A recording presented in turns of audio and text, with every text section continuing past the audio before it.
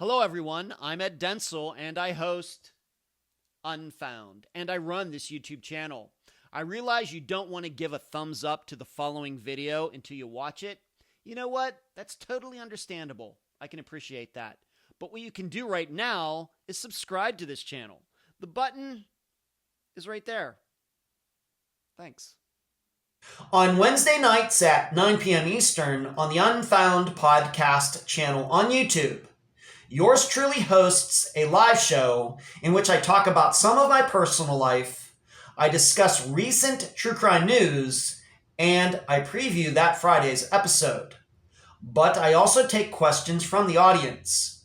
Since I know many of you have not yet checked out the live show, today, and for the fourth time, you will get to hear me answer a long list of questions I've received over the past year. I'm Ed Densel, and this is Unfound.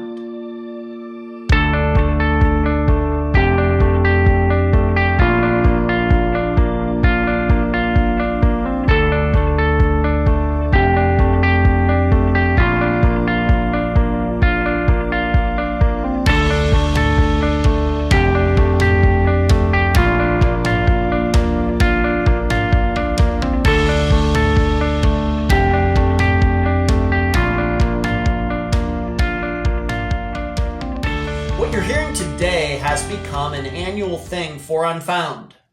As all of you know, we already do an update episode every 4 months. The 11th one of those is coming out before this month is over.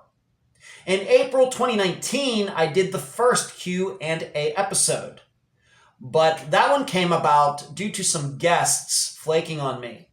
It was thrown together in a matter of hours. The ones in 2020 and 2021 were much more planned, as is the one you're hearing right now. However, after conducting that program in 2019, I saw how answering questions that I get about Unfound could be very helpful to all of you in understanding what goes on here, between myself, the guests, the assistants, and you, the audience. Because I don't do hardly any of that during the regular Friday episodes. And although I answer many questions about Unfound and myself on Wednesday nights during the live show, many of you don't tune in. Not blaming you, you all have important stuff going on, but you really should tune in if you can. Everybody who watches the live show loves it. So today you're going to get a sample of the live show as I go through a list of about 30 questions I've gotten from listeners over the past year. And this list can be found on the Unfound Podcast Channel's website right now. These questions will concern me, disappearances, true crime in general, but most concern Unfound. No surprise there. But first, Unfound News. I continue to send out emails to universities in the hopes of talking to students. Being in Pennsylvania for 38 days kind of got in the way of making bigger plans this spring. However, I'm already lining up some engagements for this fall, mostly at schools in Florida. Next, Unfound may be going on the road within the next month. Not sure exactly on the dates and details at this moment, but the discussions have started. And when I say on the road, I literally mean on the road. When I have more solider information, I'll let you know. Finally, a month after moving over to Spotify, I can now say for sure this was the right move. And really, I should have done this a long time ago. Where you can find Unfound: Spotify, iTunes, Apple Podcasts, YouTube, Stitcher, Podbean, and many other platforms, especially outside the United States. Unfound has social media accounts on Facebook, Twitter, Instagram, and YouTube. Speaking of YouTube, join me on Wednesdays at 9 p.m. Eastern on the Unfound Podcast Channel for the live show, the only one of its kind in true crime. Ask questions, chat with other viewers, and give the show a thumbs up. You can contribute to Unfound in the following ways: patreon.com/Unfound Podcast, paypal.me/Unfound Podcast. Contribute during the live show with the Superchat. And lastly, join the YouTube membership program for the low price of 10 cents a day. I need to thank the following people for contributions to Unfound this week: Carol and K Dawg. The website, theunfoundpodcast.com. The email address, unfoundpodcast@gmail.com. And please mention Unfound at all true crime websites and forums. Thank you. Okay, for all of you who are unfamiliar how this works, maybe you've forgotten, or maybe this is the first time you are listening to a Q&A episode, I do this very much like how I do the update episodes, and of course we'll be having another update episode come out in either next week or the week after. And I don't take a lot of notes. I have this computer over to my left, which is recording everything. Of course, we have that recording the video. And then down to my right here, down here looking this direction, is my other laptop. And there are a long list of questions that come from a variety of sources. Either people who emailed me over the last, say, 6 to 9 months, asking me questions that I thought all of you might like to hear those answers, although these emails were private, just between myself and the listener. Questions that I've gotten through the live show. So a lot of these questions have been answered on the live show. So for many of you, unfortunately not a majority, of course, I'd certainly like to hope more and more people start watching the live show on YouTube on Wednesday nights. But a lot of these questions come from the live show, and since I know most of you have not seen the live show, these questions will be new to you, and to the people who do follow the live show, you're going to hear some questions repeated again, and with maybe some same answers, maybe some different answers, you just can't tell. And then I've mixed in a couple questions that I get a lot, that everybody, it seems, these are common questions that I've gotten many times over the 5.5 years of doing Unfound. But I want to assure you that I just have the questions on the screen. I have no notes. So I'm just going to go down the list. The questions are not in any particular order. It's just how I copied and pasted them from whatever source into a doc file. And we'll start at the top, and we will eventually get to the bottom. It's probably going to take some time, but I only do this once a year, and I do realize that I get a lot of questions asked of me. A lot of people contact me through whatever means, asking me about this, about that. Yes, a majority of these questions have to do with true crime or missing persons or disappearances, but some of them don't. Some of them just have to do with my preferences, my likes, my dislikes, a little bit about myself. It's just kind of a mixture. And once again, though, in no particular order. So let's get started. And it's interesting that we're going to start with this particular question because I think I have one other question that I'll eventually get to where the question is, what do I think happened in a particular disappearance? So this is going to be the one.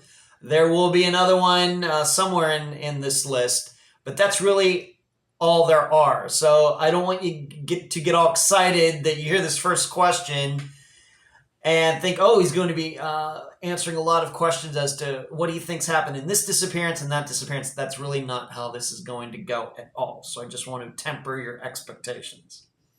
So the first question is, what do I think happened to Leah Roberts? If you aren't familiar with this disappearance, you should probably go look it up on Charlie Project or Namus. I'm not going to go through all the particulars of it. This is not a disappearance that Unfound has covered. Maybe one of these days. Certainly. I would never rule that out. Just about any disappearance out there is, of course, eligible to be covered on Unfound. But Leah Roberts, she was alone. She took off in her car. And eventually her car was found wrecked in the northwest part of the United States. It had gone down an embankment. It was eventually found. People kind of knew that she was missing. And when her car was found, it looked like she or somebody had lived in it for a while. Many of her things were outside of the vehicle. She was missing, and I think she had a pet with her, maybe a cat with her. The cat is also still missing, and this is still an unsolved disappearance. There's a lot that has been written. I know that other podcasts have covered her disappearance. Maybe even the TV show Disappeared, back when it was still on TV, had covered her disappearance possibly. Somebody asked me, can you answer this? What do you think happened? I realize there are all sorts of different rumors, thinking that somebody else was driving her vehicle and did she take off to start a new life? I have to tell you, maybe this is not going to surprise most of you. Unfortunately, I think Leah, what happened to her is probably what happened to Jason Landry. Going along. I don't know why Jason Landry wrecked. I guess some people might think that he might have been on something and missed that turn and wrecked, or something was going on with him mentally, certainly possible. And I think that we have to look at Leah's very much the same way. That she got into this wreck and hit her head. Something was going on with her.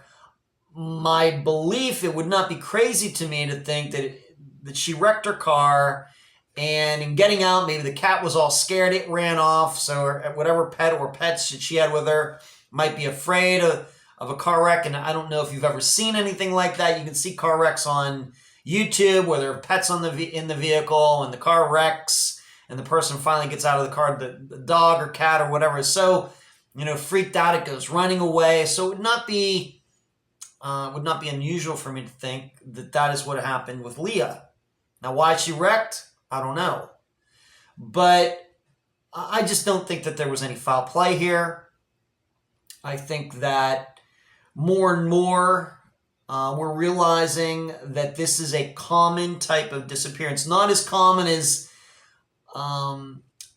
men killing women and making them disappear, like in many relationships that we've covered on Unfound. Certainly not as common as that. But this kind of type where you have somebody in a car and the car is wrecked and people come upon the car and the person isn't anywhere to be found, it just seems like we're coming more and more aware that it is something that happens. And to my knowledge, in these types of disappearances, rarely is it some type of foul play. So I don't know what was going on with Leah Roberts. I'm not an expert on her disappearance, but to answer the question, I think she got into this wreck. Maybe she felt like she had to run after her cat, try to find where her pet took off to, and then something happened. Or she hit her head, didn't know what was going on, stumbled away, died somewhere, and even despite searches being done, she still hasn't been found yet, and we know that that is very common.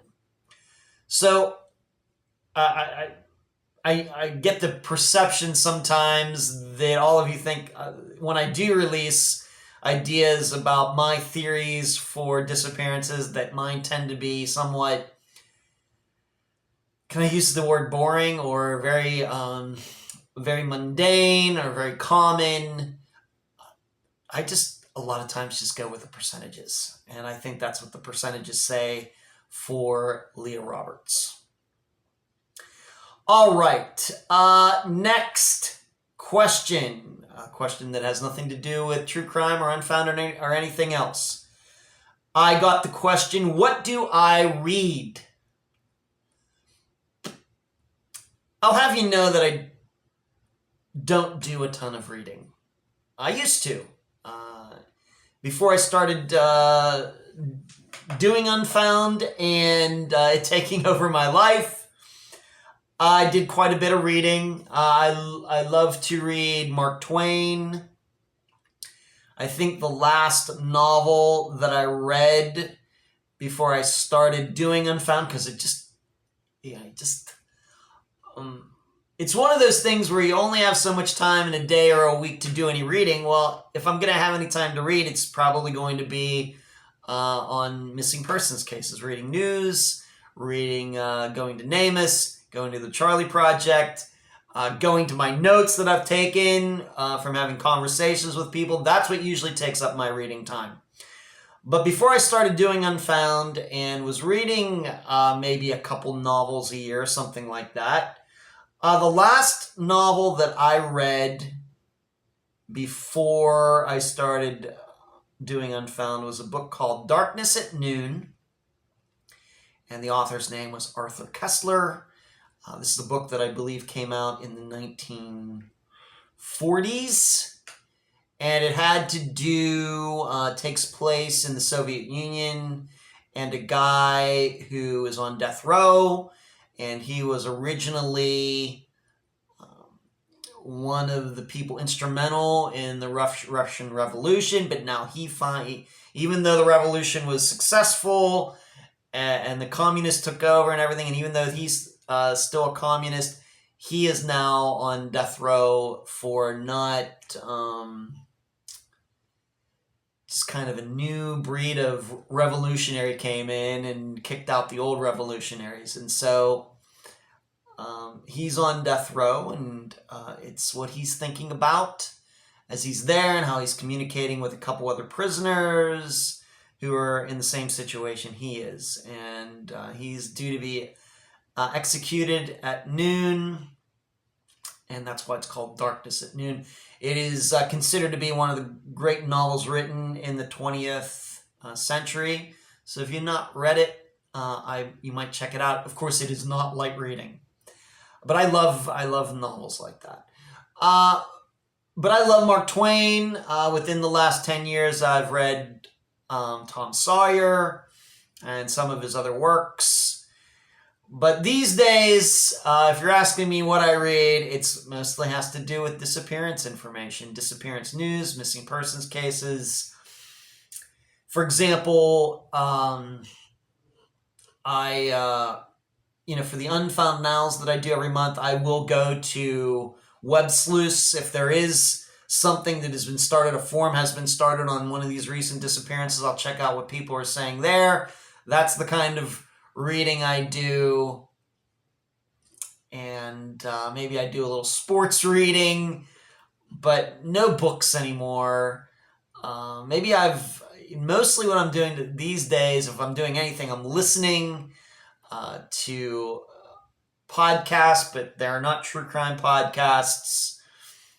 I just don't do a lot of reading these days. But I have read a lot of well-regarded books and novels, but Unfound now takes up all of my time, for that.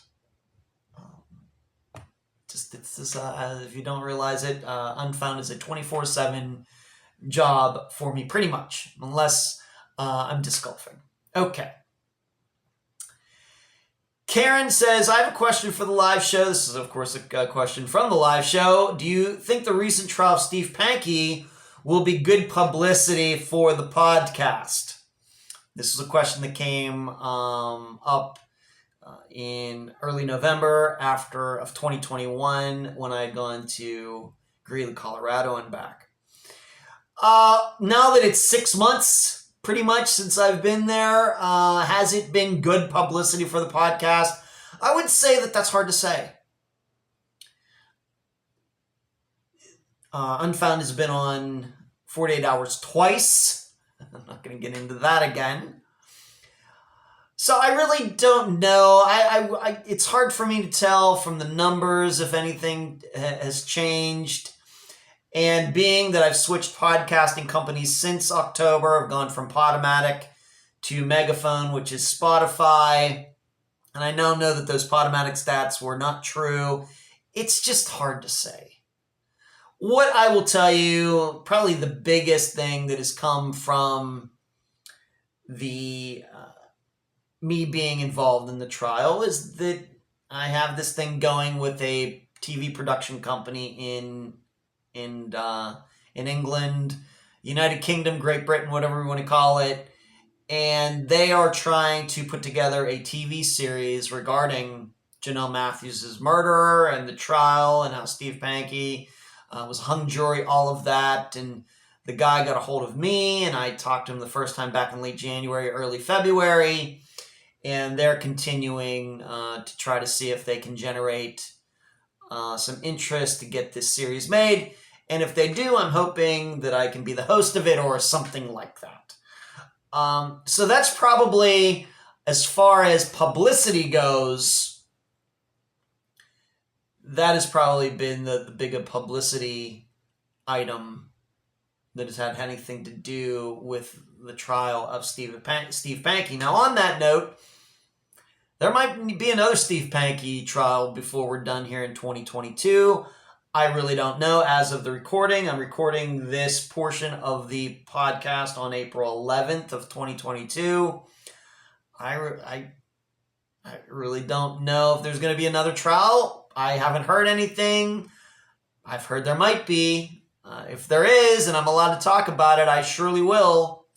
So, and maybe that will be publicity for myself and Unfound as well. I really don't know. But the biggest thing I think that has come from being involved, even bigger than the 48 hours and a couple things, is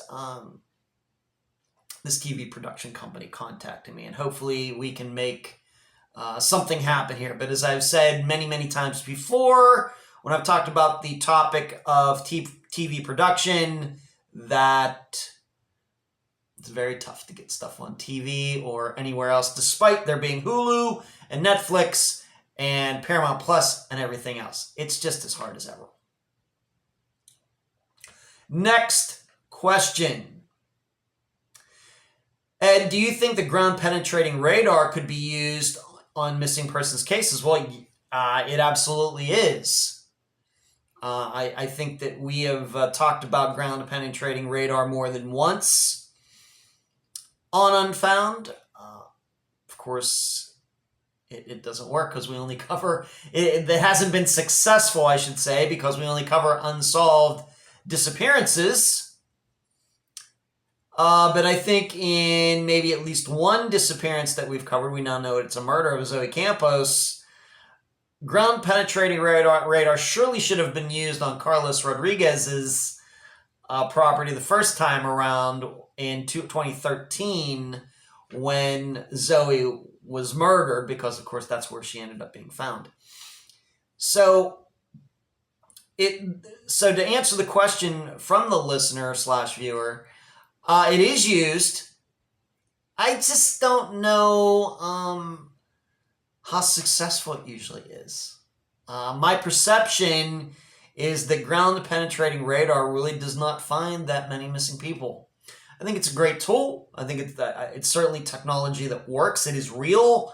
Ground-penetrating radar is used, of course, mainly for other things besides trying to find bodies in the ground. It can be used, of course, if we're going to be digging anywhere, it's useful. We don't want to dig down and hit a water pipe or an electric line or a gas line or anything like that. It's one of the most common uses for it. Certainly is great technology.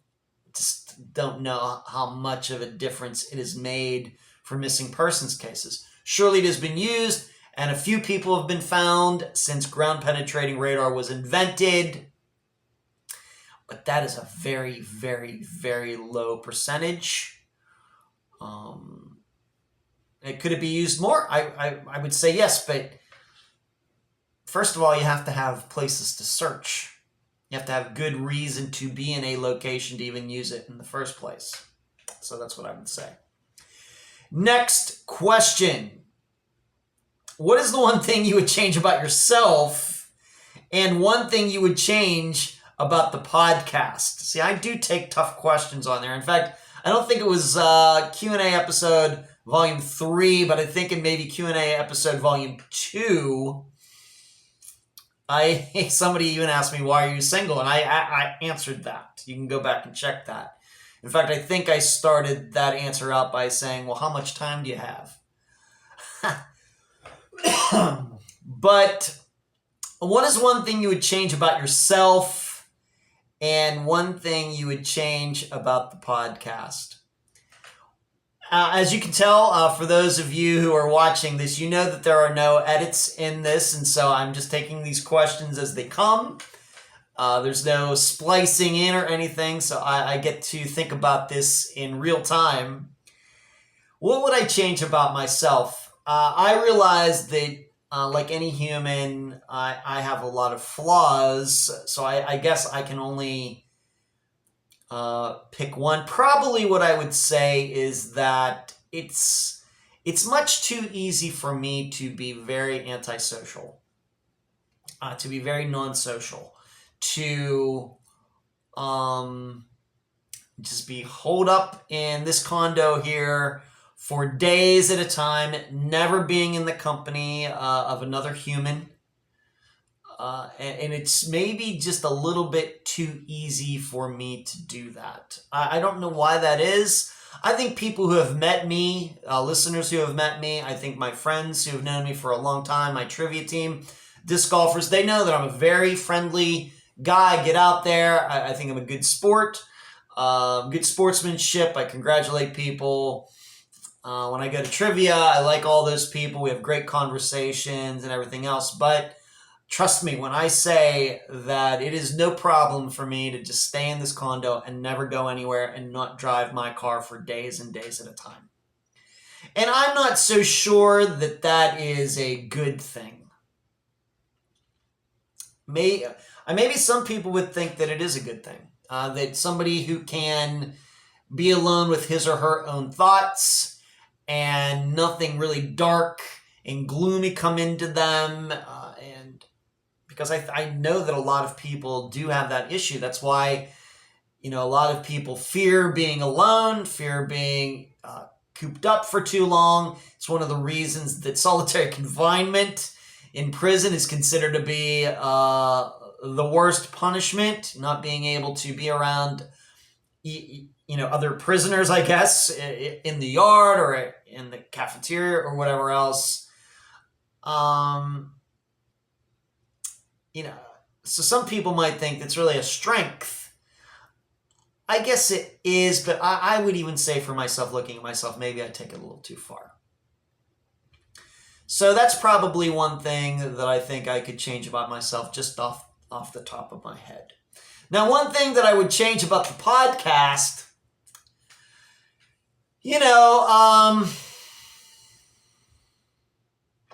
I guess if I'm going to just have to answer that, I just wish it was the most popular true crime podcast in the world. It's not.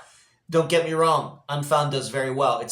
We have to remember it's a kind of a niche market, only doing missing persons cases. Whereas, for example, my friend John Lorden, he covers a wide array of different types of crimes or incidents, we might call them. Generation Y, I know many of you know that I kind of know the guys over there, although I've not spoken to either of them in a while, that they do a lot of different things on their show. So maybe they have a bigger blanket, more people can be interested in, because a lot of people just don't find missing persons cases to be that interesting. Whereas they might find serial killers or UFOs or solved murders or, things like that, or bank heists or art theft, which it could be those or other podcasts cover while also mixing in missing persons cases and other things. Whereas we only do one thing here, and probably that limits the the size of the audience, and I realized that. I knew that getting in, but if you're going to ask me what would I change, I'd love for us for Unfound to be the number one downloaded podcast in the world. But I know that there are restrictions given the way the format of the program that's probably not possible, and that's fine. But that's what I would say. It's just not I could say that, but I also know that that's probably never going to happen once again because of the limitations. But I always wanted to be a specialist in something because I think that that's the way to progress, to really make a mark in anything that you're doing. You can look at other professions or athletes, whatever you want to talk about. Tiger Woods, he's good at golf. I'm not sure he's good at any other sport. Jack Nicklaus, he was good at golf. I'm not sure he was good at any other sport that he could have been a professional. They were specialists, or they are specialists. So that's why I decided to be a specialist in missing persons cases. So that's what I would change about myself. That's what I would change about Unfound, because I would never change the format or anything else. I mean, if I wanted to do that, I could. I'm the only one who controls this podcast. And none of that's changing. I wouldn't change anything about the way we do our business here at all. So moving on, next question. When listening to your interview with John Lorden, so this is going back to like a question I got back in November of 2021, you spoke of talking with TV shows. What is the status of that? Well, conveniently, I just spoke of, I do have an agreement, a contract with a company in England. They're working on trying to get a Steve Pankey, or we should say Janelle Matthews series done. That's going on right now. And I think it's safe to say maybe within the next month or 6 weeks, I'm also going to be having another conversation with somebody else regarding a TV show, just because I think this person and myself, our paths are going to cross once again to talk about that. But that's really all that is going on right now. As I've stated before, I will say it again. I don't pursue these opportunities. I have enough to do. And every time I've ever had a conversation with anybody, they've found me one way or the other. I mean, this goes back to like even the second year that Unfound existed. That people contacting me, talking about this, talking about that, fiction show, nonfiction show. And I guess by this point, I've maybe spoken to 6, 7, maybe 8 different people or companies about it, and just nothing's happened. I don't feel necessarily bad about that because it doesn't look like it's happening for anybody else either. So, and I can be a bit prickly when it comes to that topic anyway, because there's just certain things that need to be done in a certain way, and if it's not done that way, then I really don't want anything to do with it. I realize that there are podcast hosts, not just in true crime, who start a podcast just because with the hopes of getting a TV show and doing this and a big time YouTube channel and everything else. That's just not why I got into this. And so if it happens, it happens. If it doesn't, it doesn't. But that's really all I can say regarding any TV stuff right now as of April of 2022. Let's move on to the next question, and maybe then I will take my first audio and video break. It seems you have been particularly careful about people using last names or telling what they heard other people say lately. Have you gotten in any trouble for slander, or has there been some laws brought to your attention that would put you on eggshells regarding the subject? This is, once again, I think a question I got late last year. First of all, the standard, nothing has changed regarding my attitude toward names. And as I've said many times before, whether we mention names, full names, just first names, or fake names, or no names at all, it all comes down to the guest. The guest is the person who has to live with this. I mean, I certainly live with all of these disappearances myself. I, of course, care about all of these families. I want these disappearances solved, but I don't live there. I don't live in Greeley, Colorado, where Janelle Matthews was murdered. I don't live in Canadian Texas, where Tom Brown died by whatever means. I don't know any of the people who might be suspects or witnesses or anything else. So the odds of me running into any of these people is very, very low unless they come after me, which maybe is not that crazy given that I have gotten some nasty emails over the years. But these people, the guests, are the one who are in those communities. It's their family that is hurting. They know these people, and so they're the ones who have to make that decision. Whatever decision they want to make, or they make, is fine with me, because they have to live with it. So I don't know exactly what was going on with the person. This was like 6 months ago I got this question. I don't know exactly why this person... It very well might have been that we just had a few episodes in a row where no names were mentioned. That's certainly possible. I would have to go back and listen to those interviews from 6 months ago to see. But my standard has not changed. Now, as far as if I've gotten in any trouble for slander, I will have you know, for the record, Unfound myself, nobody affiliated with Unfound, no guest has ever been accused of anything. Been sued, slandered, defamation, anything, ever. In 5.5 years. And I would like to think that the reason is because we just play it as straight as anybody can. As I continue to say, we don't go after people on Unfound. We just talk about what happened and what the facts are, what we believe to be, or the guest believes to be the facts. And if that happens to make certain people look shady or guilty or something like that, I don't know what we can do about that. Now, I've had people, after an episode has come out and said, you know, you shouldn't be using my name, and it was like somebody who last saw the person. Certainly, we are legally allowed to say to the public that John Smith last saw Jane Doe. There's no law in the United States against that. Nothing at all. So, and have I been threatened a few times? Yes. Have my guests been threatened with slander? I'm going to do this, I'm going to do that? Yes.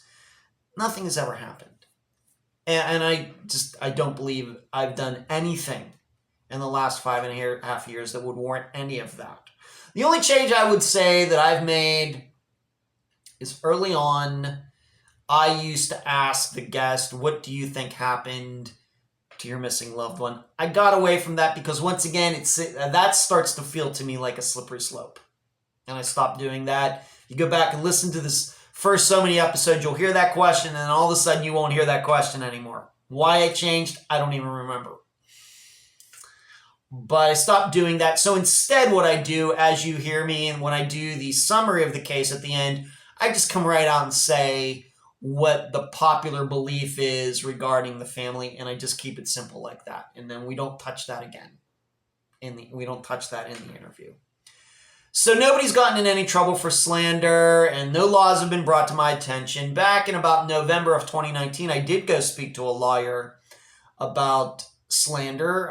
He listened to a couple of the episodes at the time and gave me some pointers and things, and that was about it. And the good thing was that this lawyer, he admitted that he was once defamed, and he actually went to court and won. So this is a guy who has been in, that situation where he felt he was defamed. Somebody came after him, and he successfully won his case. So it was a great lawyer to talk to about this. And he just kind of said, here's the things that I see. but I wouldn't really, that might be a concern, but I really, as long as you don't go any further than that, I don't see anything to worry about. So that is the answer to that question about names and slander and laws brought to my attention. That is the answer. So I'm not going to take the first video/audio break in this Q&A episode, Volume 4. Okay, next question. Lately, it seems there has been a lot of discoveries of missing persons' remains inside vehicles submerged in water. What are your thoughts, Ed? What do you think is a probable explanation for the vehicles going into the water? Drunk, under the influence while driving, suicide? Also, if you don't have to name the case if you don't want to, but do you think any of Unfound's missing persons whose cars are missing could be found submerged in a body of water? Well, first of all, that's already happened. Esther Westenbarger's, she and her car were found in a retention pond in Kokomo, Indiana. That disappearance took about 10 years to solve, and it was solved by luck. So that has already happened. Now, as far as the remaining disappearances in which vehicles are also missing, I think it's the Braden disappearance, and Donald Irwin and Jeff Joseph. There may be one or two more in there. It's just hard to say. Jeff Joseph's, of course, his sister, and I think I could be inclined to believe that there was foul play involved there. So it very well may be that Jeff and his vehicle are in a body of water somewhere, but maybe not by accident. Donald Irwin, there were allegations of foul play, at least at the time when Unfound covered his disappearance way back in, I think, 2018. But I think to maybe a lesser extent than in Jeff Joseph, so I could be open to the idea that he and his car ended up in a body of water somehow. As far as the other disappearance that I mentioned, which are the disappearances of Jansen Brewer and Daniel Braden, seems to me there could be foul play in that one too. That, of course, still doesn't mean that they and that truck, Scotty's truck, didn't end up in a body of water somewhere. Also, much more recently, Audrey Herron is a disappearance we covered with she and her vehicle missing. And then much more recently, within that past month, we covered the disappearance of Harry Milligan, in which he and his car are still missing from 1984.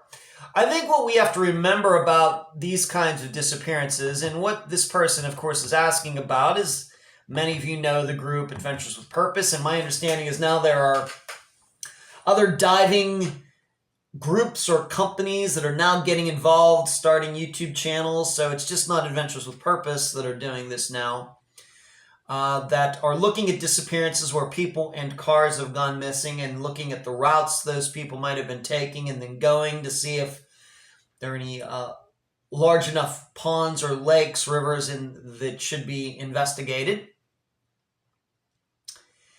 And my impression, once again, I do not follow everything that any of these groups do, but my impression is that each one of these that have been solved so far, there's no allegations that there was foul play. That these people and their cars ended up in the water due to an accident, or maybe it could have been a suicide, certainly possible. Drinking and driving, falling asleep at the wheel. We might even be open to the idea that a deer jumped out in front and they swerved, and certainly possible. With the one that we know about, with Esther Westenbarger, I think the belief is that she probably shouldn't have been driving that night, was on the wrong road, blew that stop sign, went right into the water. I think there's every reason to believe that she was drinking and driving, didn't know what she was doing. So we have to be open to that with all of these other ones. So I guess what I'm saying is that the odds are that people, when they go missing with their vehicles, it's probably not foul play. Can't totally rule it out.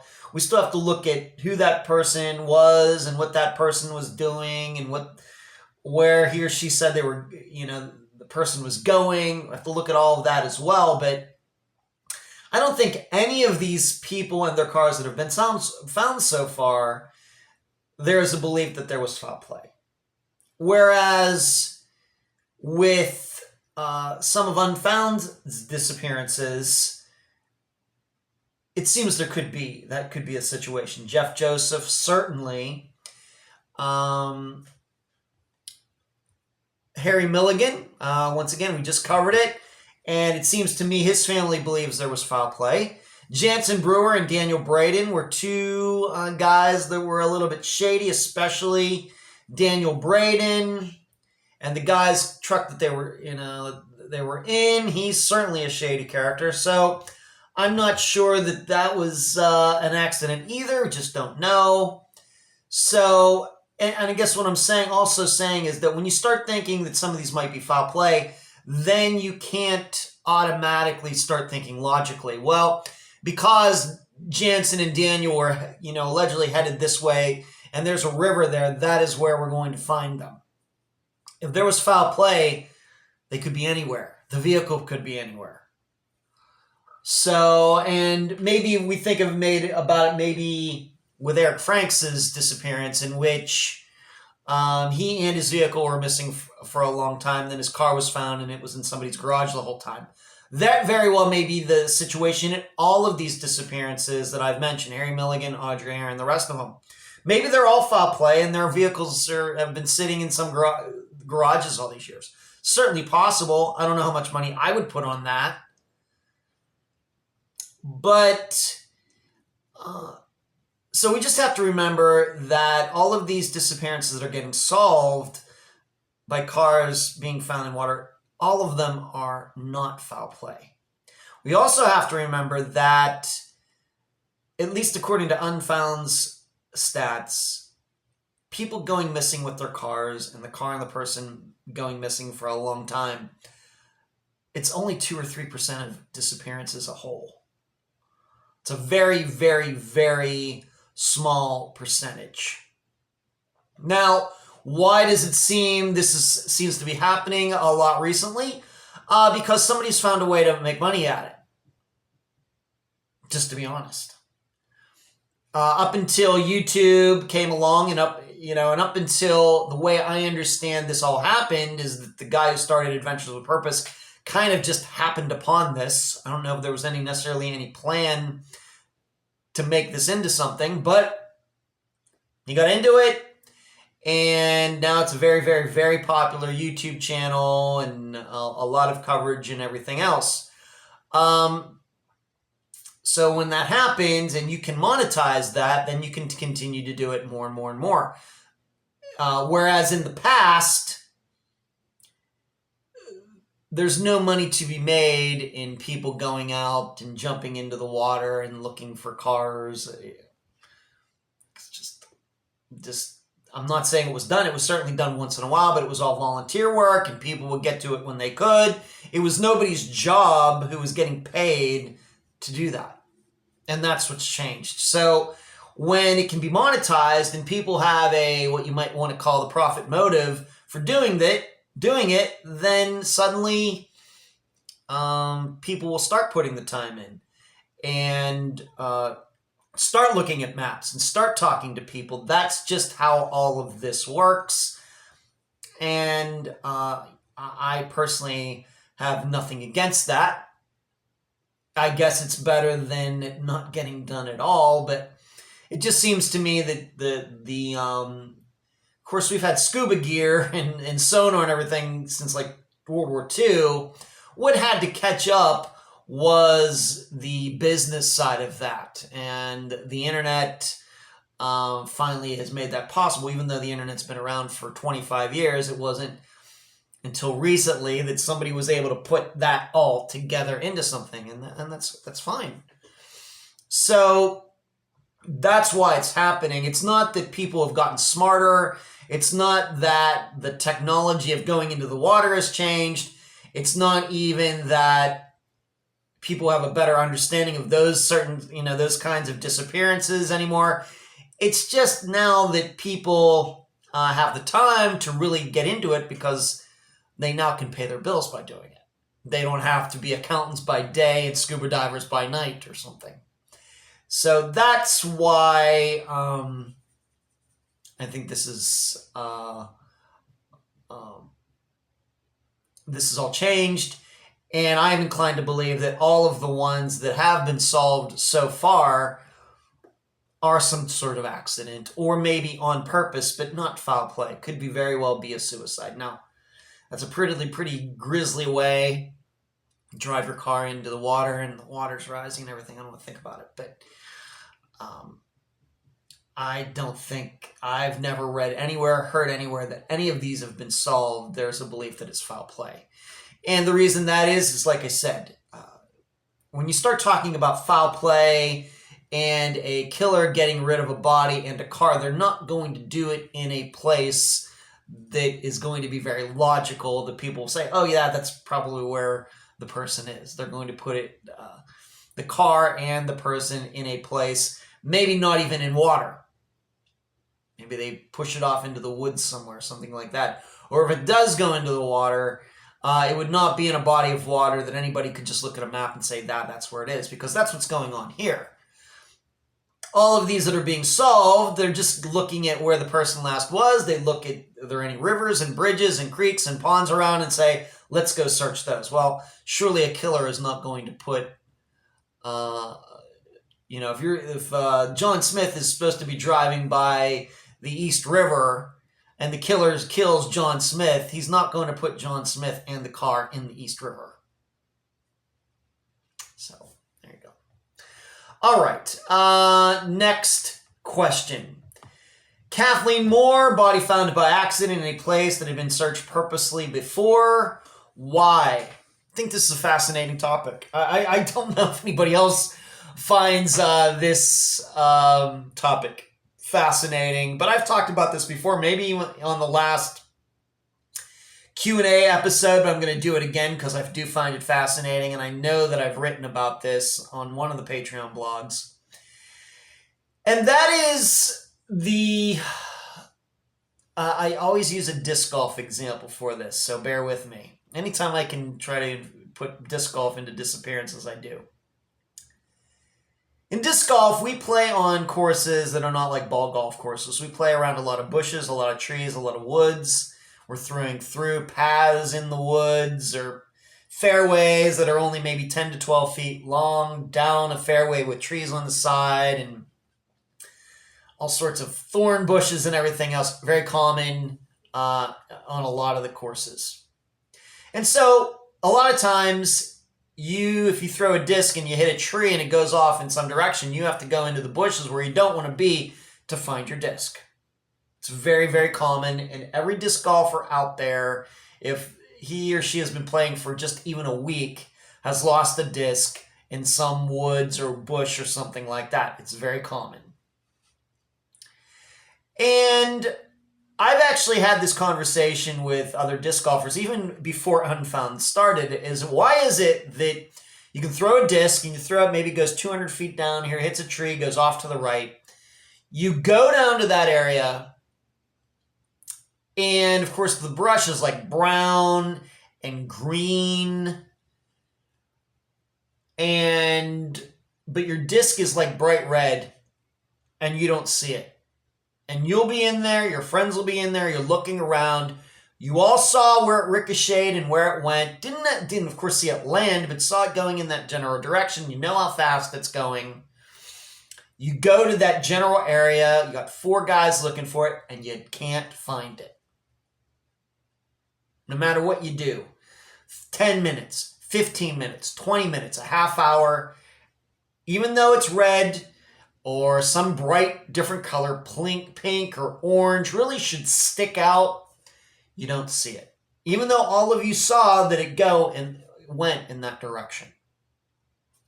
Finally, you give up.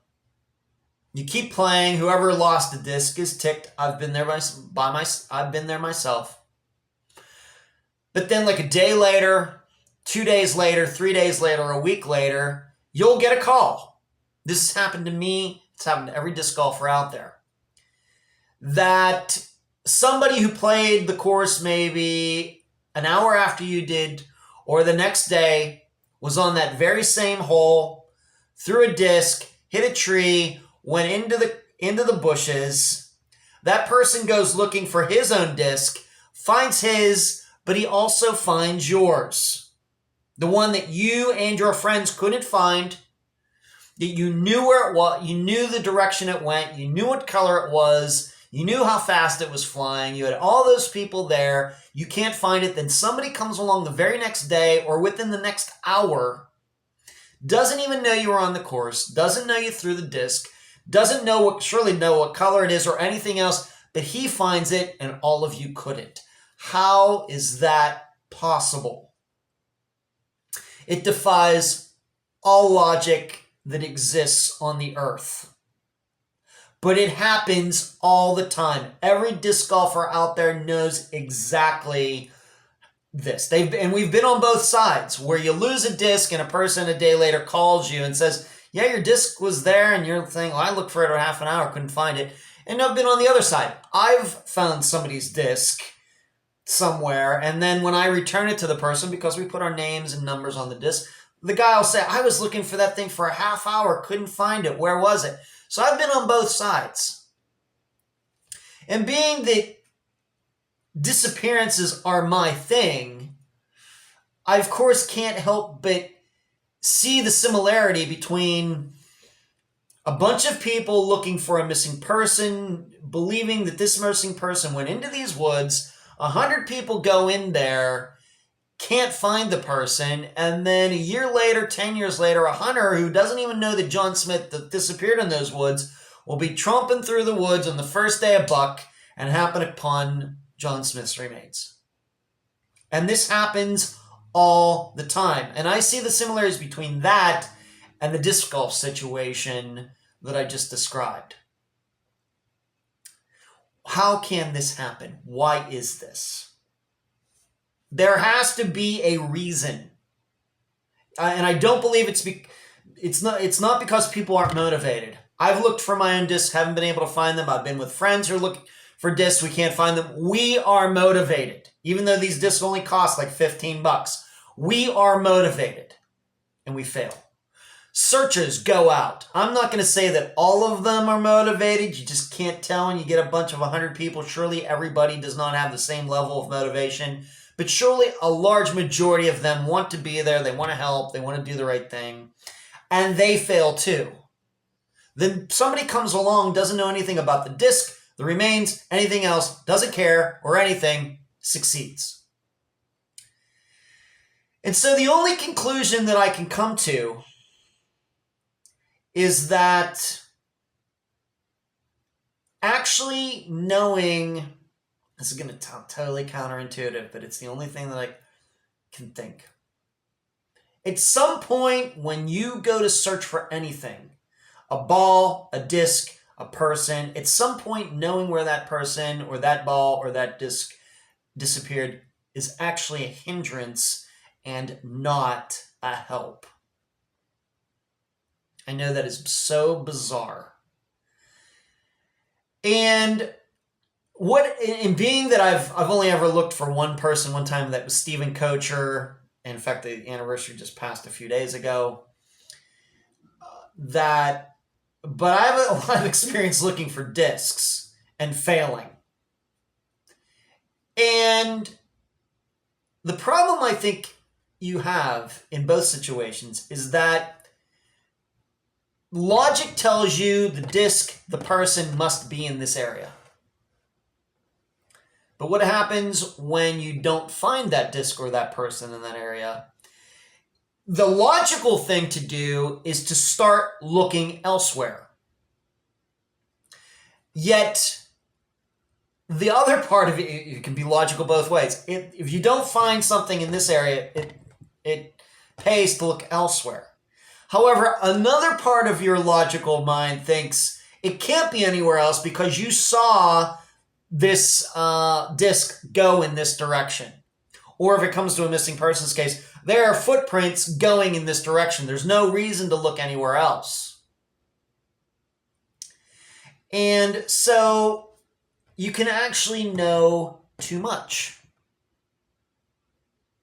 And so you think that you want to look elsewhere because you failed in this particular area, but you can't look somewhere else because you can't deny what you just saw, or you can't deny the evidence in a missing persons case that is right in front of you.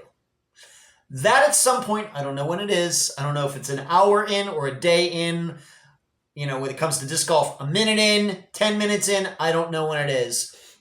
But at some point, knowing what you think happened can actually be a hindrance, and it can actually restrict your thinking.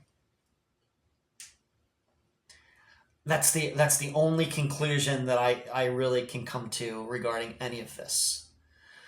And so when we just narrow that down to missing persons, is that here's the person's car. There's no allegation of foul play. And in fact, if we want to use a theoretical example, this person left a suicide note saying, you know what, I feel like ending my life and I'm leaving, and John Smith's car is found, a gun is missing, and it's by the woods, and everybody knows that he probably he had it in his note, I'm going to do this, and I'm going to go out into the woods, and I'm going to shoot myself.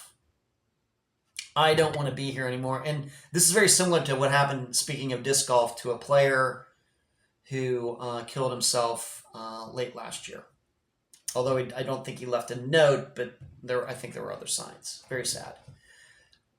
So everybody sees the car, sees the woods, and everybody goes in there, but he can't be found. Even though you have the note, even though you have the car, even though you know the gun is missing, even though everybody knows that he was depressed and he said he was going to do that, and there's no belief that he would be lying about this or fooling anybody, still, he's not found. And I think it's just because, and this happens with Eric, his last name pronounced Pratt, Pracht. He went missing, his gun went missing, everybody went out and searched, couldn't find him. Years later, they did the exact same search to find him.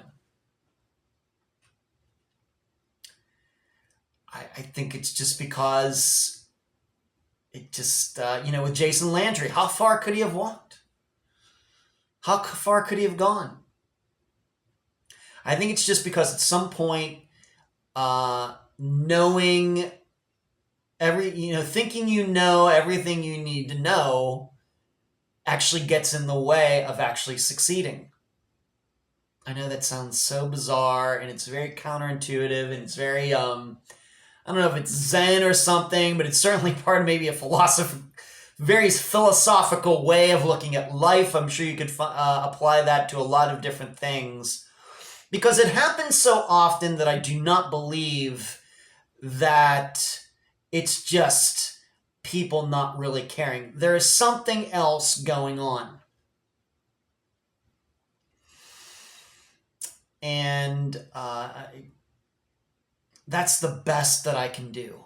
Applying it to the disc golf example. Knowing where somebody or disc went at some point can become a hindrance. You're looking, you think you should look elsewhere, you should be open to different other possibilities, but because you saw the disc go in this direction, that's where it has to be. But what could have happened? After it went out of your sight, it could have hit another tree and bounced back the other way, and you just didn't know it. Certainly possible. That happens all the time. So when it comes to missing people and going to look for them and missing the first time around, I think it's a combination of just a lack of really understanding, what goes on. And maybe it could be that people get in their idea, this missing person's just going to be out in the middle of a field somewhere. And that's rarely the situation. But I think that there's, I'm still working on it, as you can tell, because I'm fumbling around for some words. There's something to be said about almost knowing too much about a disappearance to be helpful in trying to solve it, especially when it comes to doing any searches.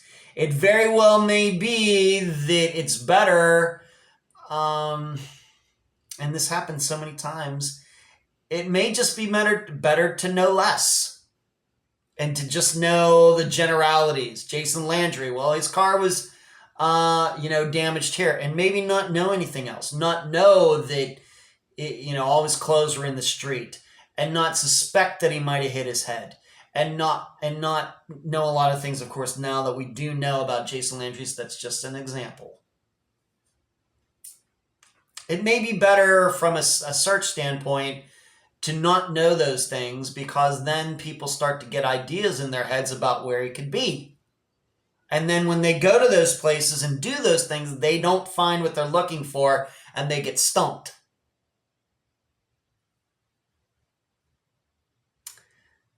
So sometimes maybe knowing as much as people do about these disappearances when it comes to searches, it may just not be helpful. You start to get preconceived notions, as maybe I think we do in disc golf when you start going to look for disc. Oh, that disc is going to be right out there in between the bushes. It's going to be so easy to find. You get down there and you don't find anything, and after a few minutes, I don't mind losing discs so much because I have so many of them, but some people are very close to their plastic. And so they start to get very nervous, and that never helps anything. Well, I didn't find it in 2 minutes. I may not get it back. And people worry about that.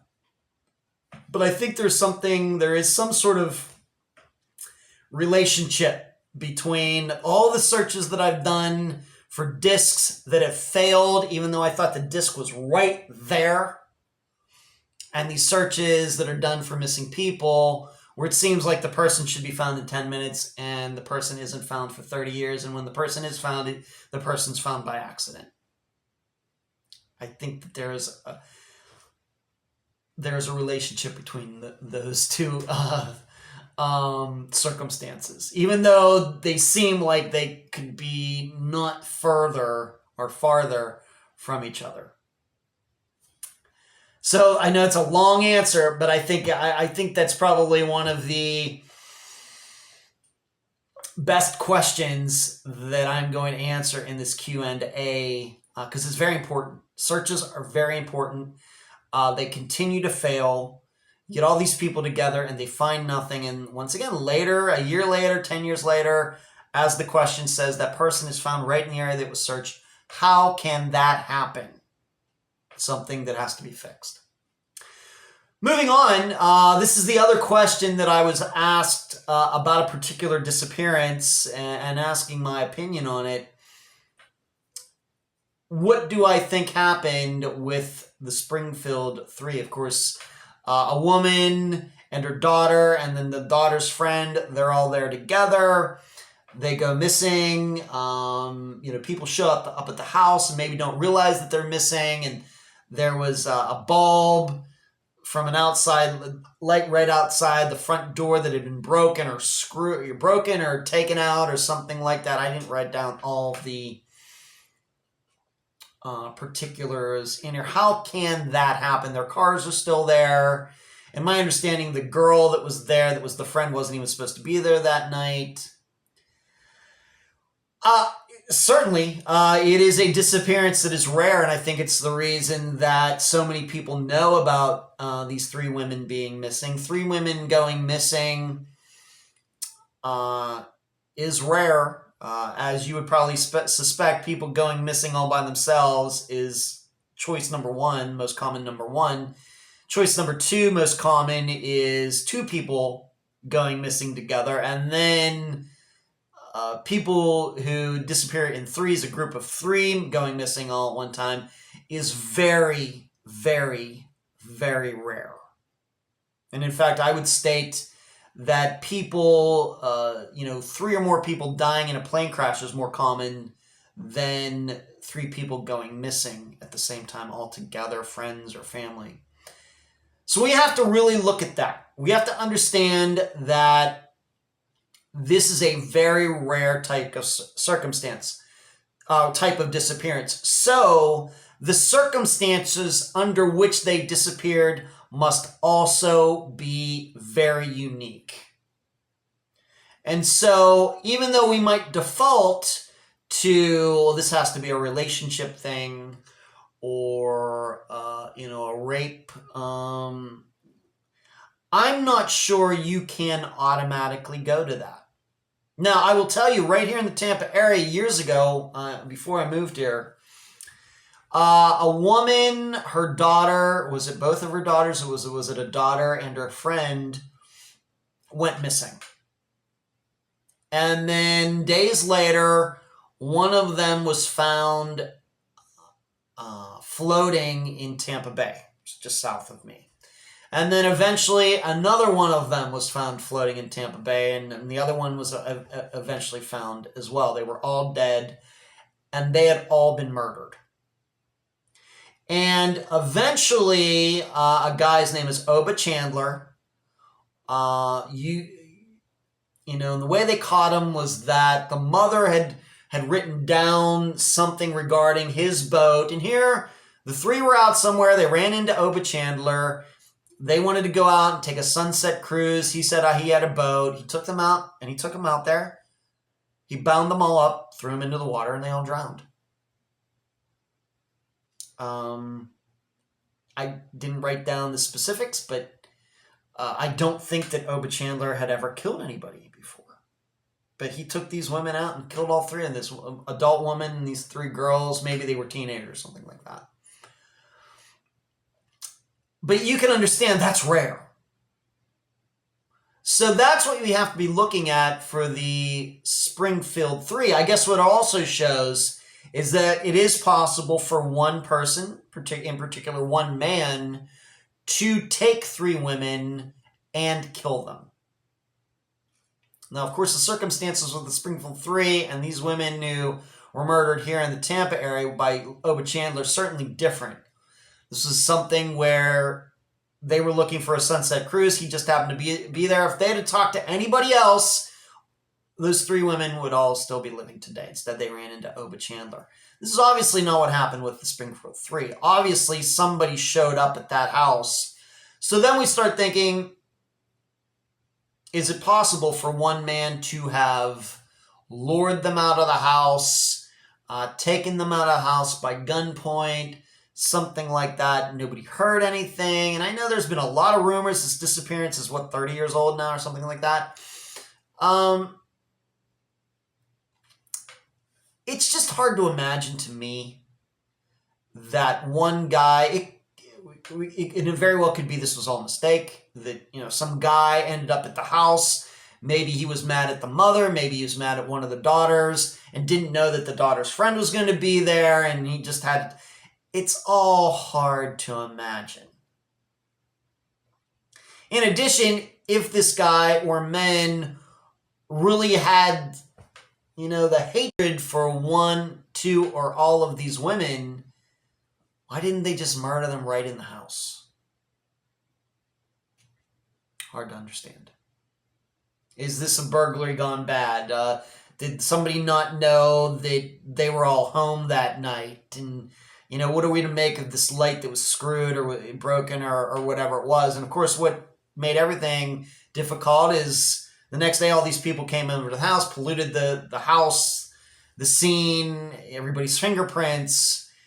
And it, of course, has made investigating this disappearance very, very difficult. So what do I think happened? I'm just explaining how I look at this. This really just seems to me, my voice cracking there, that I can't believe that all three of these women were the targets. If it was just a daughter and a mother and daughter together and they both taken, then I think we can see that maybe it's an estranged husband or an ex-boyfriend and he shows up and, takes both of them. But being that the friend was there, and this would have added in maybe a surprise element to all of this, it just seems to me that that would not be my first choice.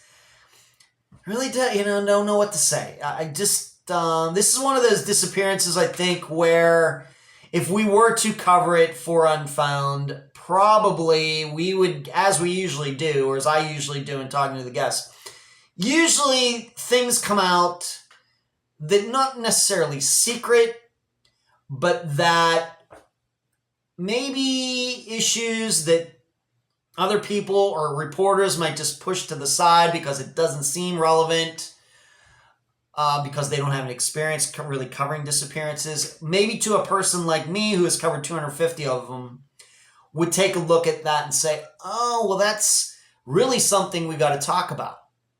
It might seem like nothing to somebody else, but to me, it might be something, I've not heard that before. Let's talk about that. That could be the key. That's the way I feel like about the Springfield 3. I think that's the reason there are so many different rumors out there, where really when you get to a unique disappearance of 3 people, whether men or women or a combination of them, there aren't that many choices. Because once again, it's so unique. It's the disappearances where it's just one person. Those are the ones that usually, of course, it could be 4 or 5 different things. But then when you get to 2 people going missing, depending on the relationship, the choices get narrow. But then when we get to 3, it gets very narrow. And it's like I said, it's probably a very, very unique reason. But given that, as I've said many times, relationships are the number 1 cause of disappearances, I guess that's what I have to default to in this. What I would say is that it stretches my imagination that one guy pulled this off. Given that it was at home. Oba Chandler with those women, totally different situation.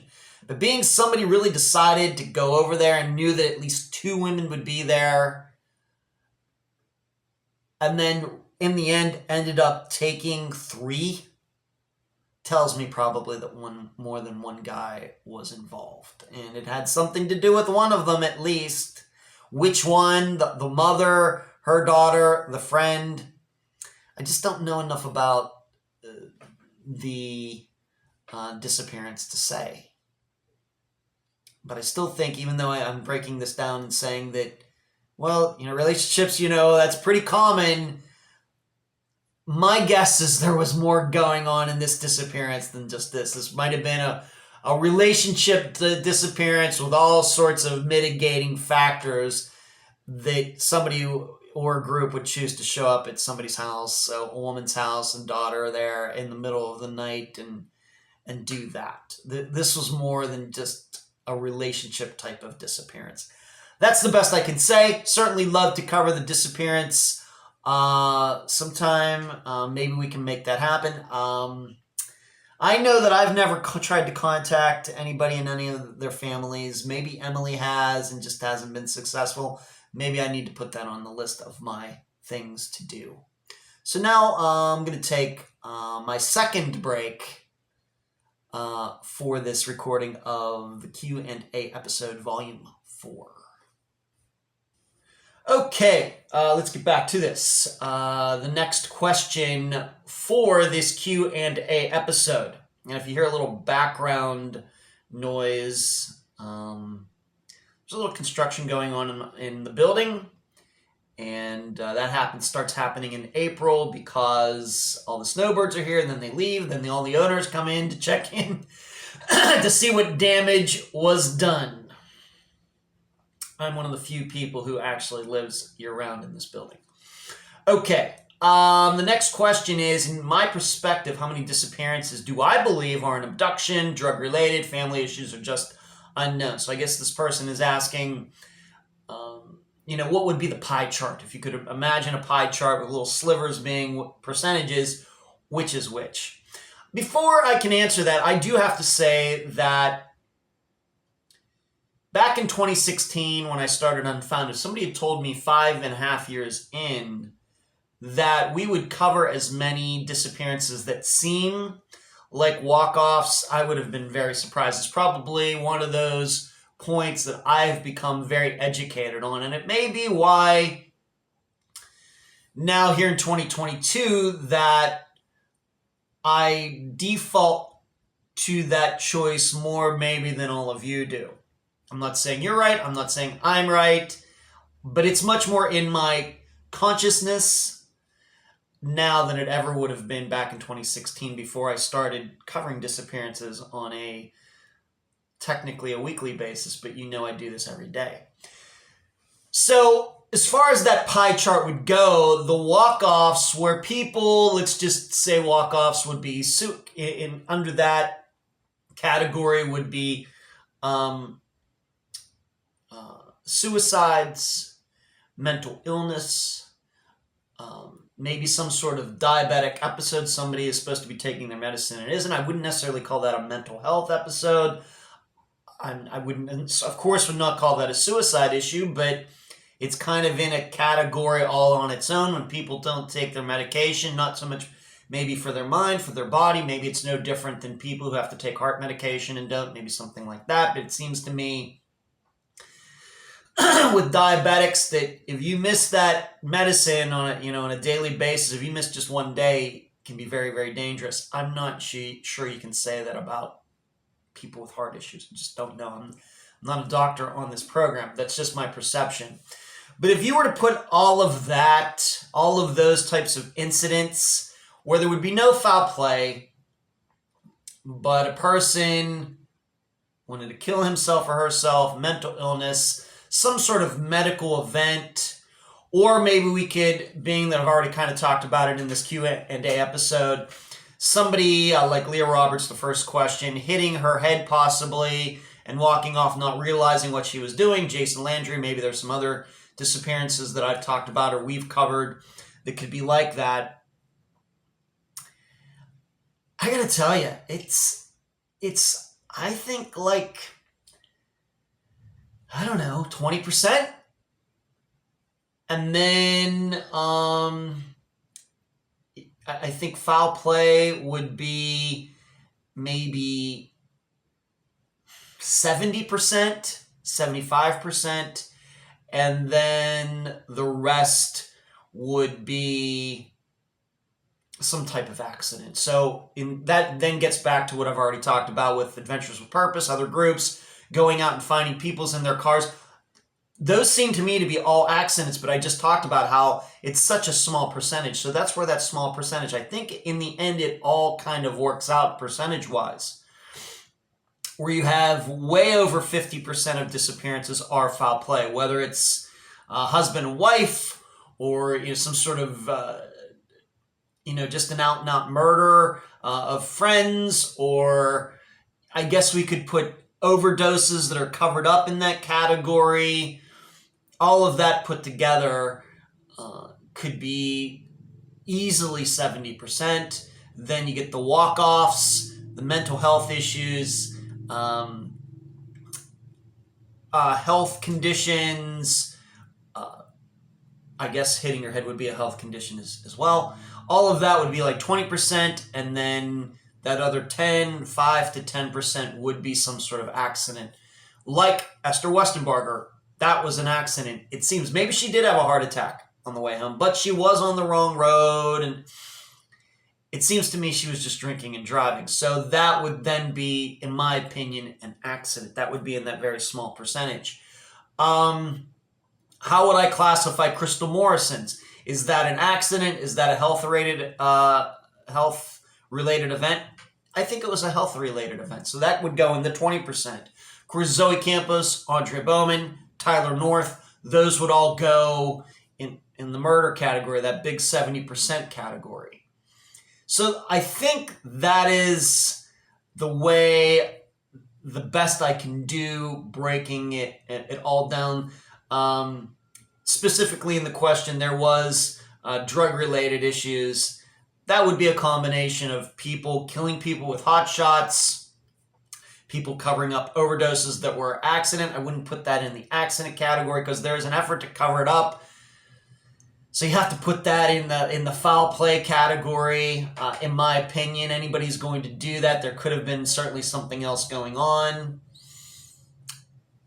But that's, I think, as specific as I can get at this point for the purposes of this Q&A episode. I'm sure if I were to write a blog on it, I could break those percentages down even further into health-related issues, that specific percentage, and suicides, that specific percentage. But for the purposes of this Q&A episode, about 70% foul play, 20 to 25% walk-offs, combining of suicides, health conditions, mental health issues, and then that rest of it is just out-and-out accidents. All right. Next question. Ed, what do you think is the reason why some police departments are so mean and rude to the families of the missing? Well, let's not get crazy here and say that all police departments act like that. They don't. All right? I think Unfound is not necessarily pro-police. It's not anti-police. I think that it's very realistic about the conditions and situations that police departments are put in with these disappearances. I also have a bit of sympathy for the investigators who are put into these situations because they have no education, they have no experience. So it'd be no different than in any person in any other profession where that person is asked to do something, even though they're supposed, quote unquote supposed, to be an expert in that area, that they're confronted with something that they've never been confronted with before. It'd be no different than an engineer who builds bridges, but then is given the task of designing a bridge over some sort of waterway or something that's never been done before, and where they're going to have to put the pilings and the supports for the bridge. It's some new material that he's never had to deal with before. And that engineer, no matter if he has experience, it's still no experience in that particular area, that specific type of situation. The engineer isn't going to necessarily know what to do, even though he or she has designed many bridges before.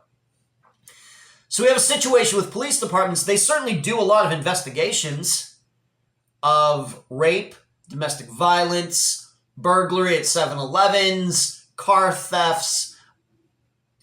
But disappearances, we have to remember, most disappearances are solved very quickly after the paperwork is filed, and most of them are solved on their own, meaning either the person is found deceased in a very short time, or the person is missing and then comes home. I've given the example of the teenage girl, 17-year-old girl who goes off to Vegas for the weekend with her 25-year-old boyfriend and doesn't tell anybody, and her parents are all crazed, and then she comes back and everything goes back to normal.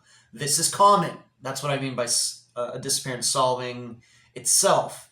Whereas these ones that we covered on Unfound are long. As you know, the average age of a disappearance we cover on this program is around 17, 18, 19 years old. And police have no experience with those.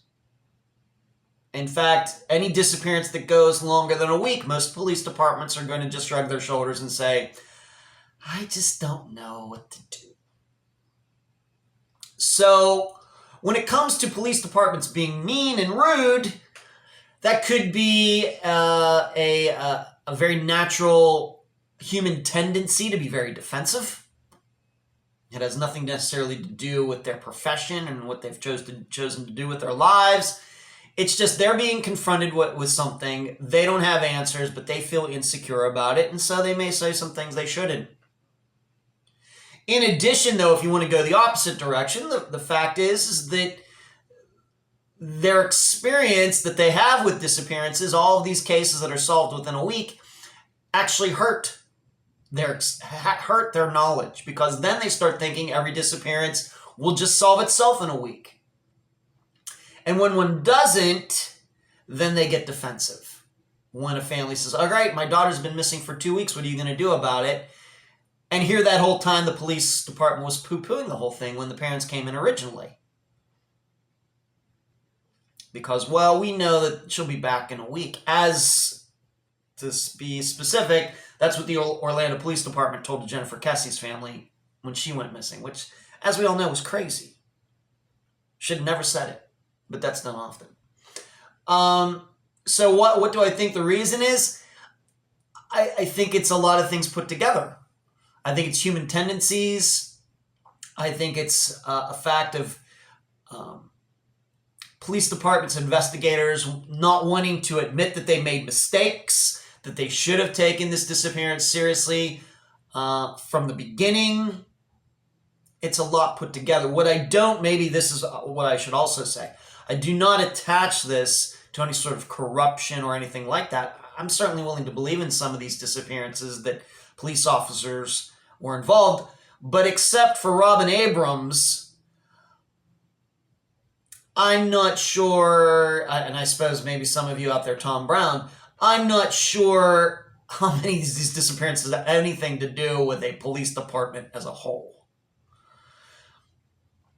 So I want to take that out of your thinking on this. We hear about police departments not taking it seriously, disappearance seriously, and it has nothing to do with corruption. It has everything to do with them making mistakes, them being human, them having no experience, them having no education, and them acting very defensive to all of it. So there you go. And I'm trying to change that by speaking to schools, and we'll just have to do it one school at a time. Being that I'm the only person out there who has this idea, I'm just one guy, and there are many schools with criminal justice programs, so you can only cover one class at a time. I'm doing what I can. Moving on. Next question. We'll get away from true crime for a little bit.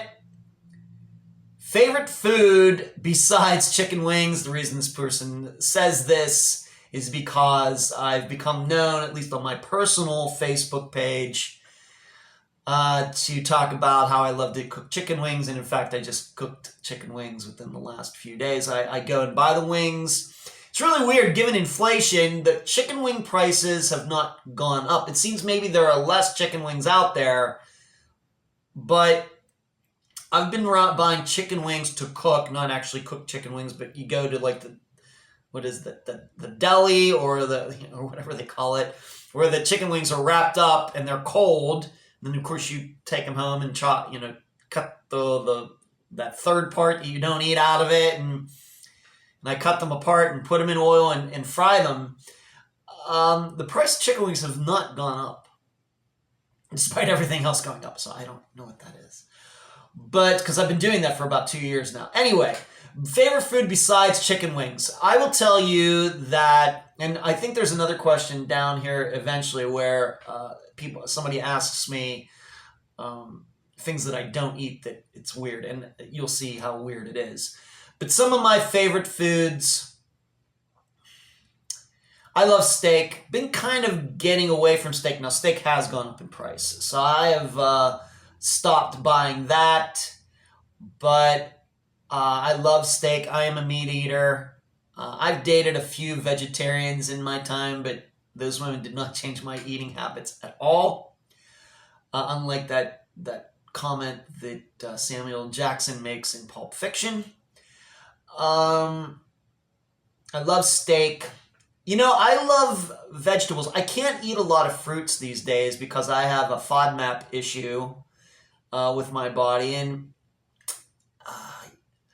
I've become lactose intolerant, so there are now a lot of foods at the age of 51 that I could not eat, that I could eat when I was 31, so that really limits me. But I love fruit, but I can't eat most of it anymore. Either I'm allergic to it, or it gives me some pains in my midsection.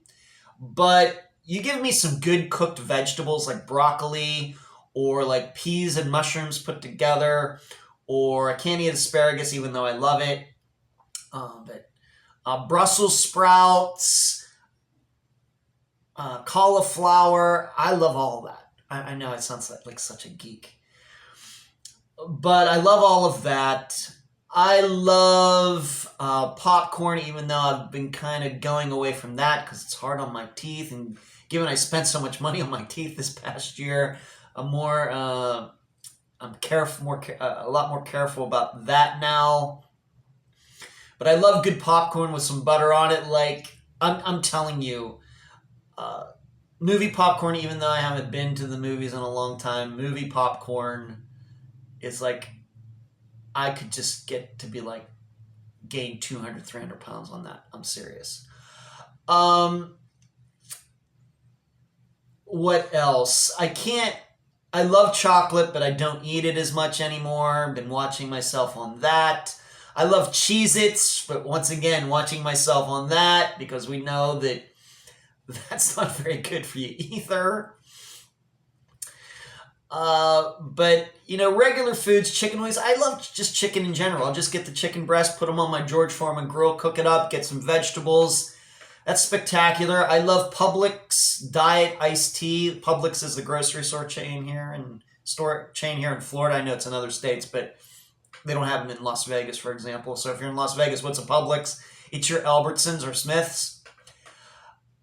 I just love Publix diet green iced tea. I love celery with peanut butter. I love peanut butter and jelly sandwiches. Those are spectacular. Those are some of the things. So, I love sushi too, but you can't eat that too often. It's too expensive to eat all, So when you ask me about my favorite foods, these have to be things that, of course, I like shrimp. Of course, everybody does, but you can't eat it all the time due to the cost, at least for us commoners. Us, us in the proletariat. But for everyday items, that's probably what you'd find if you came over to my place and looked in my refrigerator. That's what you're going to find. You're going to find chicken wings. You're going to find chicken breast. You're going to find vegetables. You're going to find peanut butter. You're going to find jelly. You're going to find rye bread because I can't eat wheat bread anymore because of the FODMAP issue. Those are some of the things. Cheez-Its, unfortunately, once in a while. Popcorn, unfortunately, once in a while. I like eating just peanuts, crack them out of the shell. I love that. Cereal, but I have to drink oatmeal with it. So you'll find Wheaties. I'll eat that with oat milk. That's what I eat on a daily basis. But if I got crazy, if I were to hit Powerball, then I'm sure my eating habits would be different. So there you go. But yeah, chicken wings. I just love to cook them up. They're so good. And I'm not a cook at all, but I decided a few years ago I was going to try it, and now it's certainly become a thing for me. All right, moving on. This goes to a specific disappearance that Unfound covered last year, almost a year ago. Hard to believe, but here we go. Do you have a theory on why Brian Schaefer snuck, I love that word, it's like a Western Pennsylvania word, snuck his phone into the woman's bag? How does that correlate with his disappearance? Now, if you don't know what this person is talking about, there was a show that came out, TV show that came out in November of 2021 covering Brian's disappearance. And in it, somebody noticed something that then eventually got passed on to me, and I took a long look at it, and I actually did a video of it using the DVR on my TV to explain that in the wider view of Brian Schaefer standing outside the Ugly Tuna with those two girls, the video that is not cropped, it does seem to show that he slips something, a phone or something, into this woman's purse. And if you don't know what I'm talking about, please go to the Unfound Podcast Channel on YouTube and go back to November of 2021, and it'll be labeled Brian Schaefer video, something like that, I'm sure. And you will see what I'm talking about. Do a nice diagram there using the DVR button as best I could. I think that was like Thanksgiving week that I did that. So how does that correlate with his disappearance? Well, how it correlates is that eventually, as many people who are experts on Brian Schaefer's disappearance, I'm not, but his phone ended up having that one weird solitary ping that came out of nowhere days or weeks after he went missing, and it wasn't in Columbus, Ohio. It was in another town still in Ohio, but not like a suburb of Columbus. And people have always wondered, well, what's going on there? It seems like somebody turned his phone on for just a moment. Well, the reason this is noteworthy is because this woman who's standing there in that video, who had that purse that seemingly Brian Schaefer dropped something into it, her mother lives in that exact same town where his phone pinged weeks later, however long later it was. Is that a coincidence? What are the odds of that? I'm sure some statistician could figure out what are the odds of that happening. In addition, even though everybody I think knows that Brian lived not too far away from the Ugly Tuna, he could easily walk there. These two women that, once again, he was standing with outside the Ugly Tuna, at least the one who had the purse lived even closer to the Ugly Tuna. And this then goes into the fact that Brian's phone seemingly continued to ping around the Ugly Tuna area after 2 a.m. that early morning that he disappeared. So people could start putting together the idea that he slipped his phone into her purse, and I'll get to how this could correlate to anything. He slips it into her purse. She doesn't know. She goes home, puts the purse away, and my perception of women is they have 3 or 4 different purses, so it may just be that she put that purse there and didn't use it for a while. That was like her fancy. That was her going out on the town purse, in contrast to her everyday purse, in contrast to her work purse and her school purse and going to the gym and whatever else. So then she puts that purse away, his phone's in there, and then the battery dies and it stops pinging. And then she gets that purse out again weeks later for some occasion. Doesn't like dig through it or anything, but she then goes to her mother's, her purse there. Then she starts going through her purse. She finds this phone and she's like, what's this? And it's uncharged. So she charges it up. It comes to life. It pings. And all of a sudden she goes, oh my gosh, this is Brian Schaefer's phone. And she, of course, at that point surely knows that he's been missing. And I don't think it's crazy to think that under those circumstances that somebody might just want to make it all go away. How are you going to explain you have Brian Schaefer's phone and he's been missing for weeks, and you're really going to tell us, the Columbus Police Department, that you didn't know that you had his phone and it was in your purse the whole time? How are you going to explain that, young lady?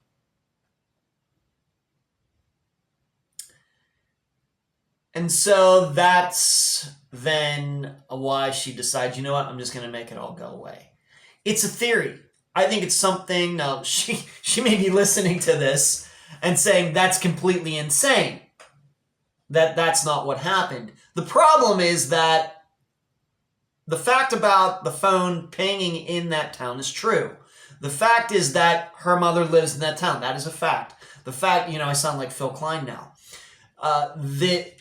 The truth, to use a different word, although truth and facts are technically different things, it is accepted that his phone pinged in the general area of the Ugly Tuna even after 2 a.m. that night.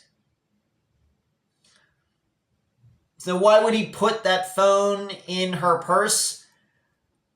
Maybe because I think we can come up with a few different reasons. Maybe one, yeah, he wanted to leave his life, and putting the phone in her purse would cause people to go off in this direction. He's going that direction. And I'm speaking to the camera now, but get the investigation to go off to in a leftward direction, and he's going in a rightward direction. So it's some sort of misdirection play on his part, because he's already decided he's leaving his life, and by putting that phone in her purse, that he can do that. And at the point that his phone would be found, he wouldn't even care anymore. Certainly possible. Another idea, though, is that he put that phone in her purse because he wanted to see her again. So he thinks, I put my phone in her purse, then the next day I'll be like, man, I can't find my phone. I can't figure it out. But he knows exactly where his phone is, and then somehow he gets a hold of her, and he's like, you know what? Could you just check? I know this is like the weirdest question in the world, but could you just check your purse? And I've lost my phone. I just can't figure out. But we were a little drunk that night. Maybe I put that phone in your purse for some stupid reason. Of course, he did it on purpose, at least according to the video, if you believe that. Then she finds the phone, and she's like, I do have your phone. Man, that must have been a crazy night. And then they arranged to meet up again. So he put the phone in her purse so he could see her again. Guys do weird things like this. I've never gone that far. But guys do weird things when they want to meet women. And of course, maybe too many do things that are certainly illegal, immoral, unethical. But most of the time, it's just kind of cute stuff. And so I could certainly be open to that idea. At least at that point, on that night, outside the Ugly Tuna, that he wanted to see her again, couldn't figure out a way to do it, so he's going to put his phone in her purse, and then claim he was so drunk he couldn't remember. She finds his phone. She's like his savior. They're all feeling real good feelings flowing and everything. They meet up and do whatever.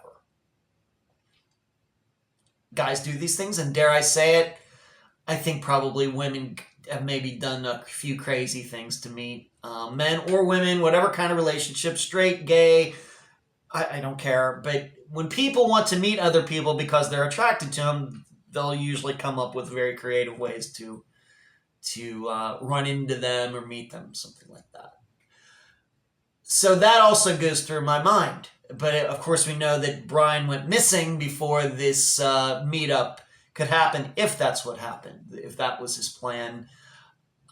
I have to tell you that I'm more inclined to believe the former, that he wanted to do some sort of misdirection. At the Patreon blog, I've written what I think happened to Brian Schaefer. I do not believe there's foul play. I don't believe it was an accident. The fact is that Brian Schaefer, if you look at what was going on in his life before he went missing, he seemed to be a very troubled young man, to the point that he showed up late for his own mother's funeral. As I've said many times since I found that out, and since my mother died in 2018, had I showed up late for my mother's funeral back in early December of 2018, my dad would have killed me. He would have assassinated me, probably right in front of everybody. Okay? Things were going on with Brian, and I just don't know why people ignore it. And it doesn't sound like those would have been the types of things to go away if he was deciding to leave his life and go be a surfer or something somewhere. There you go. So I think it correlates in the way that this was, in my opinion, some sort of misdirection play on his part. All right, moving on. Next question. My question is, how do you feel knowing that Steve Pankey most likely lied in a majority of the interview you did with him? Surprising, or did you already suspect it? And after all that has happened and the 48 hours controversy and having to testify, do you regret doing the interview in the first place? First of all, I do not regret doing the interview. I think even though I cover missing persons cases, that is what I do. That is my specialty. It's become my specialty. More in general, I am a reporter. And that's the decision that myself and my assistants came to back in 2019 when he wanted to be interviewed, and I talked with them about it, because interviewing a suspect or an alleged killer is not something I normally do. But in the end, I decided I am a reporter. If he wants to be interviewed, I have the expertise to interview him.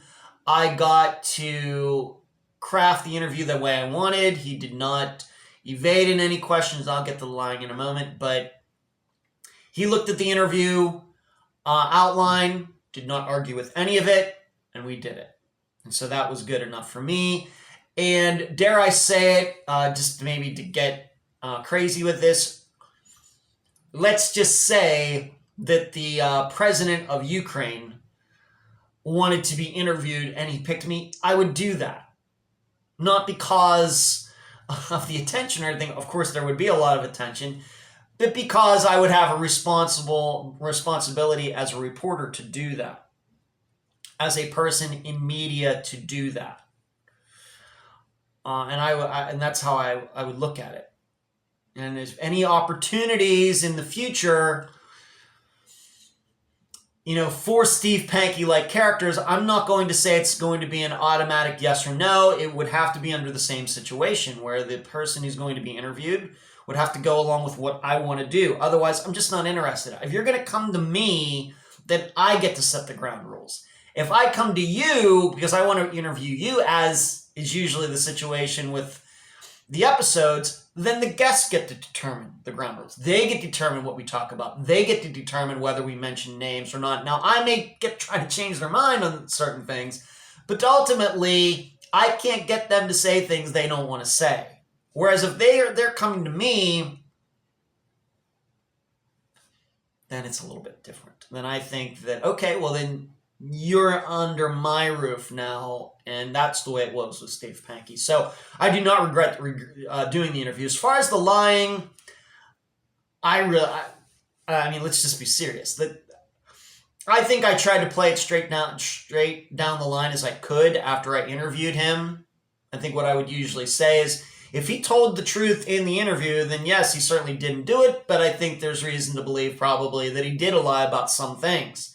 And now we know, at least what he said under oath during his trial, that he did lie, that his father-in-law never did come over and make that comment to him, and other things that he said in the interview that I had with him that were lies. And I would also say, though, that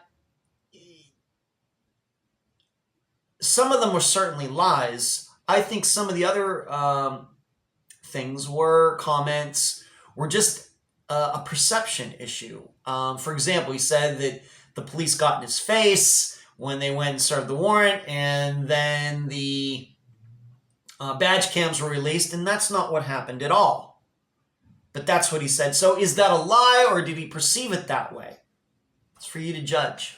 He might have felt threatened, and so he might have felt fear. That doesn't mean that fear was rational. Sometimes fear is very rational. If somebody's going to push you off the Grand Canyon into the Grand Canyon, then you're going to have a great fear in that. Other things that we fear in our lives are certainly irrational.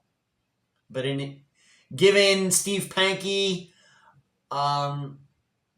certainly he's lied about facts, but some of the other things I think we just have to dismiss them as some sort of perception issue.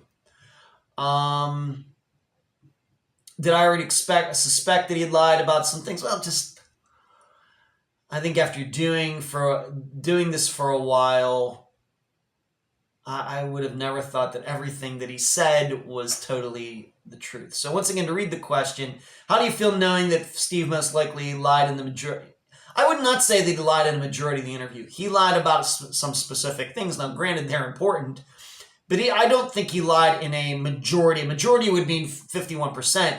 He did not lie through 51% of the interview. I would say about 10% of what he said were lies. Now, it's a very important 10%, but it's not a majority. So I guess I kind of already did suspect it. That still doesn't mean that he killed Janelle Matthews. In fact, I'm still up in the air about that. And after all that, would I do that again? I would, under the same conditions, but not under different conditions.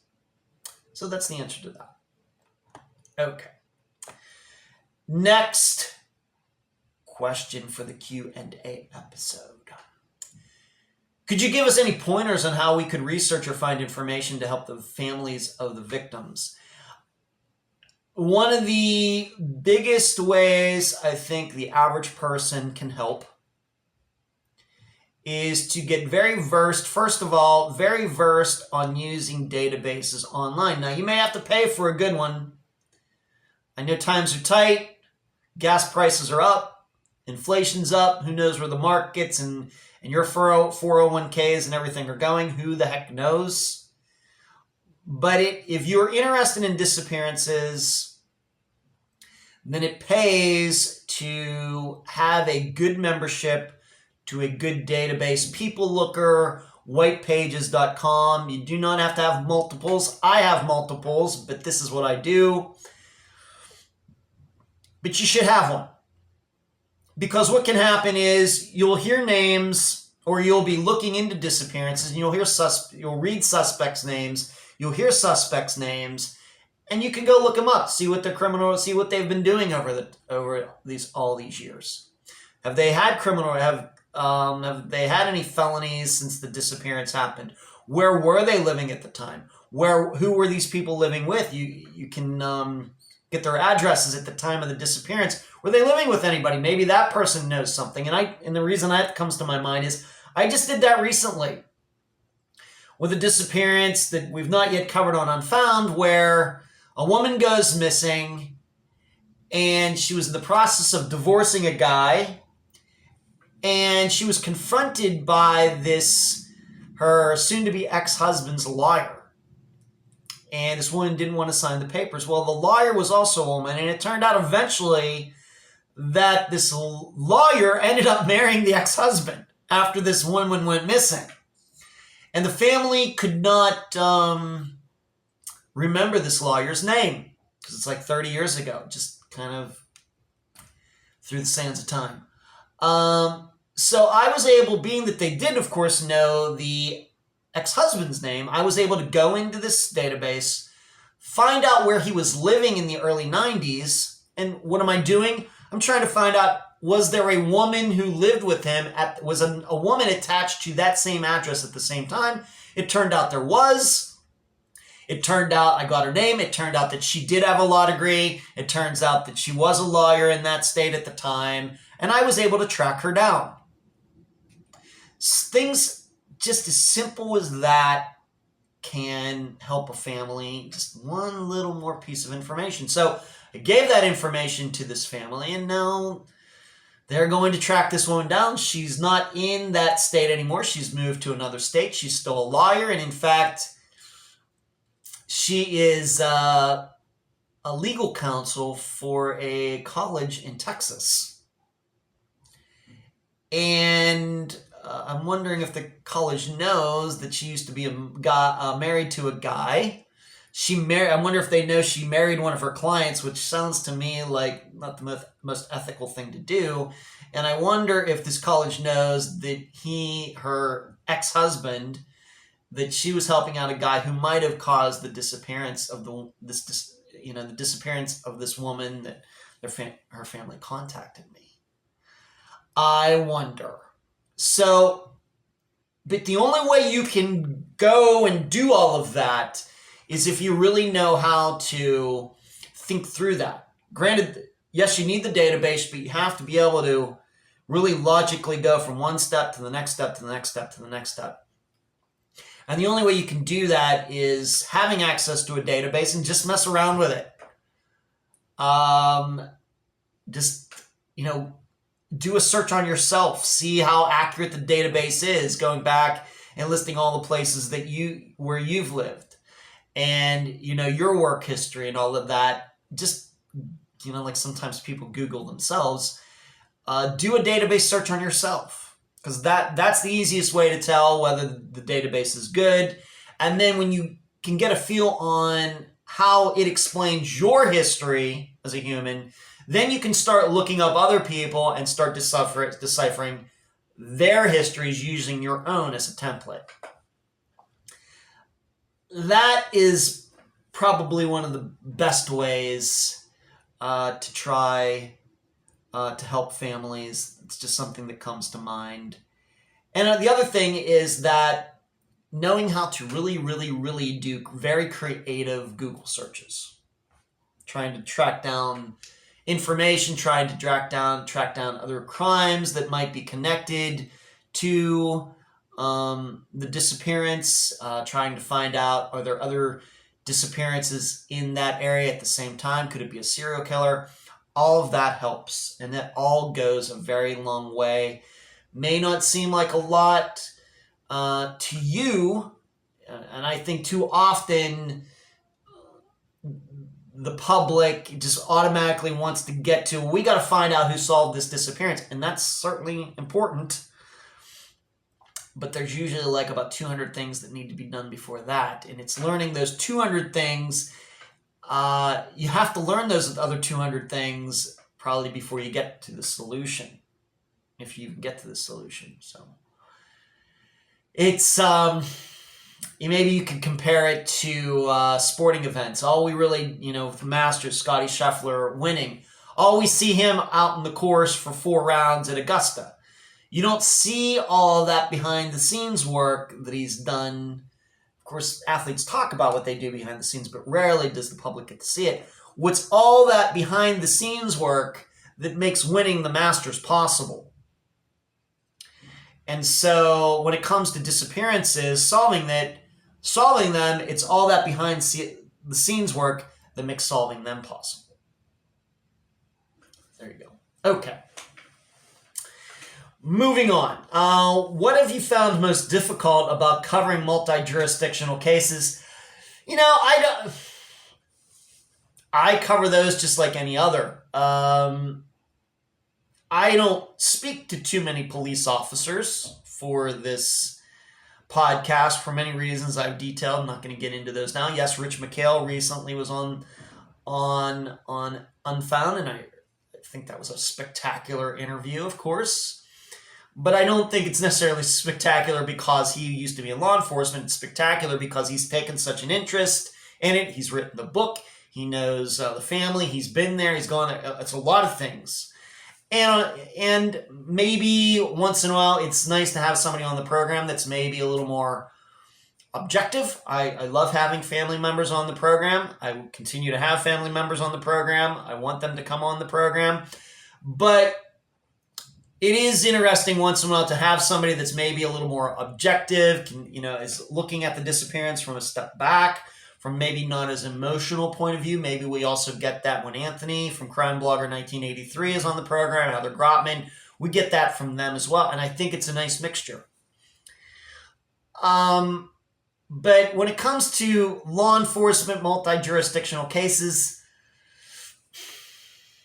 what's difficult? I don't find covering them difficult because I just go about my business the same way. Now, for families, it's certainly difficult because as I've explained on the live show, I've written about this and I've talked to college students about it, is that there's a hot potato situation. One that comes to my mind right off the top of my head was Eric Alvarado. He was a resident of Texas, but his vehicle was found in Arkansas. So what happened was that his car is found there. Arkansas State Police will see it's a Texas license plate. So what do they want to do? They want to give it to Texas because why? Well, it's a Texas resident. We don't know what happened here. And there's no proof that Eric was ever in Arkansas, just his vehicle was. Somebody else could have driven it over there. He was last seen, at least the last sighting that is believable, is in Texas. So Arkansas wants to give it back to Texas. Whereas Texas is saying, hey, wait a minute. A crime could have been committed here. The car is in your state. The most likely possibility is that Eric was driving it. He's the person who most likely drove it. Maybe he got carjacked, but there's no proof of that. So you should just take for granted that he was driving it. So the disappearance actually happened in your state. And back and forth they go. Hot potato. Nobody wants to take responsibility for it. And it's disgusting. And I don't think this has anything to do with any legalities. It all has to do is they just don't want more work.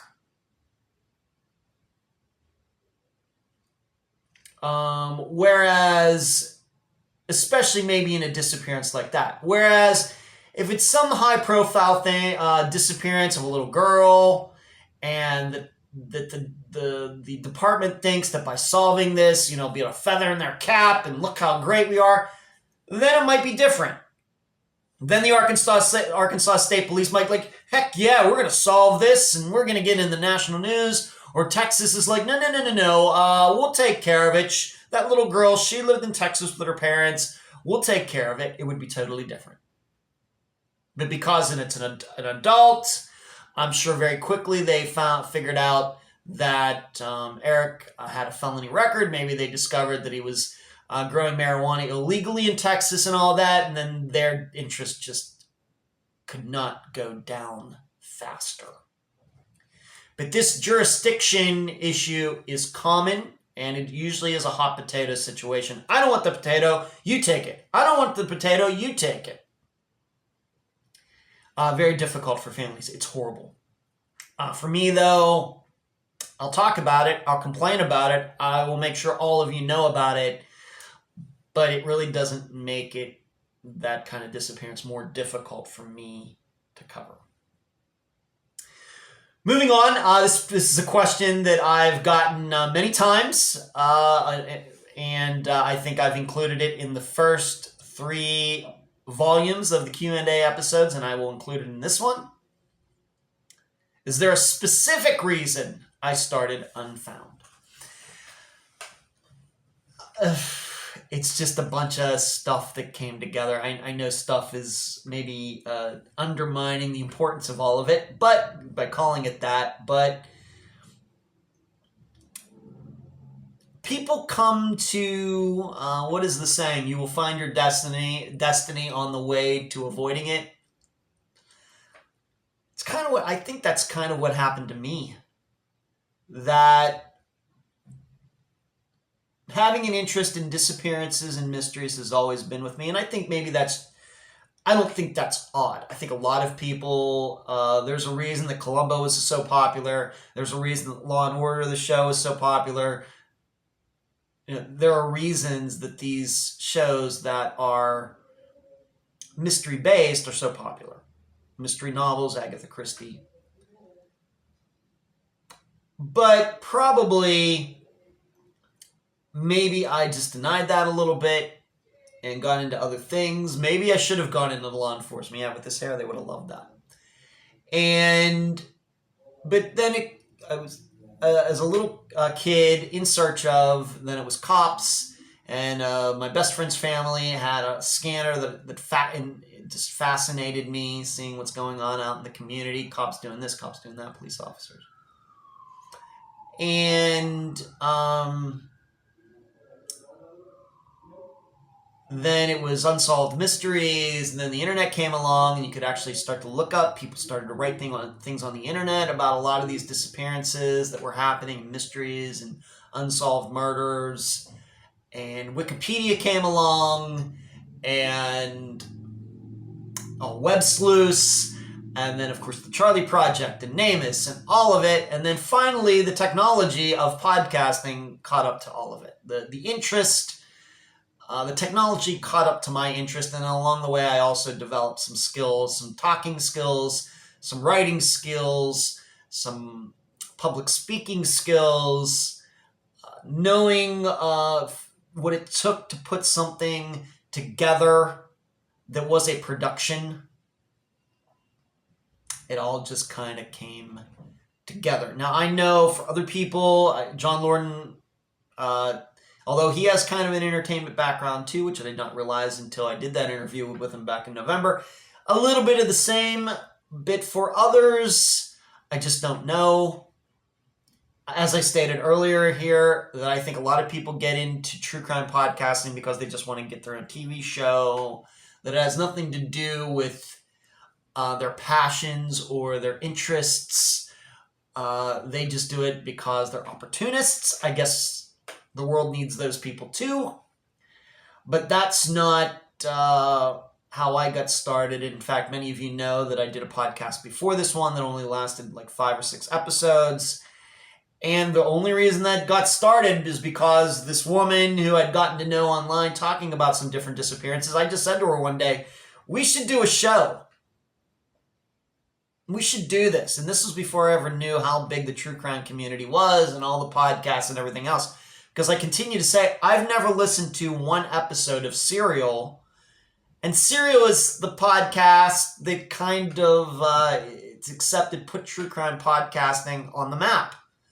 I've never listened to it. Crazy, I know. But we started doing that show. Didn't work out. And really, when it comes to that, I work better alone anyway. So is that a specific reason? I think the specific reason is because all of that I just explained just all finally came together 5.5 years ago. That was the specific reason. And then along the way, I've certainly been helped by my assistants. I was helped by my now deceased mother, who was the biggest fan of anybody of this podcast.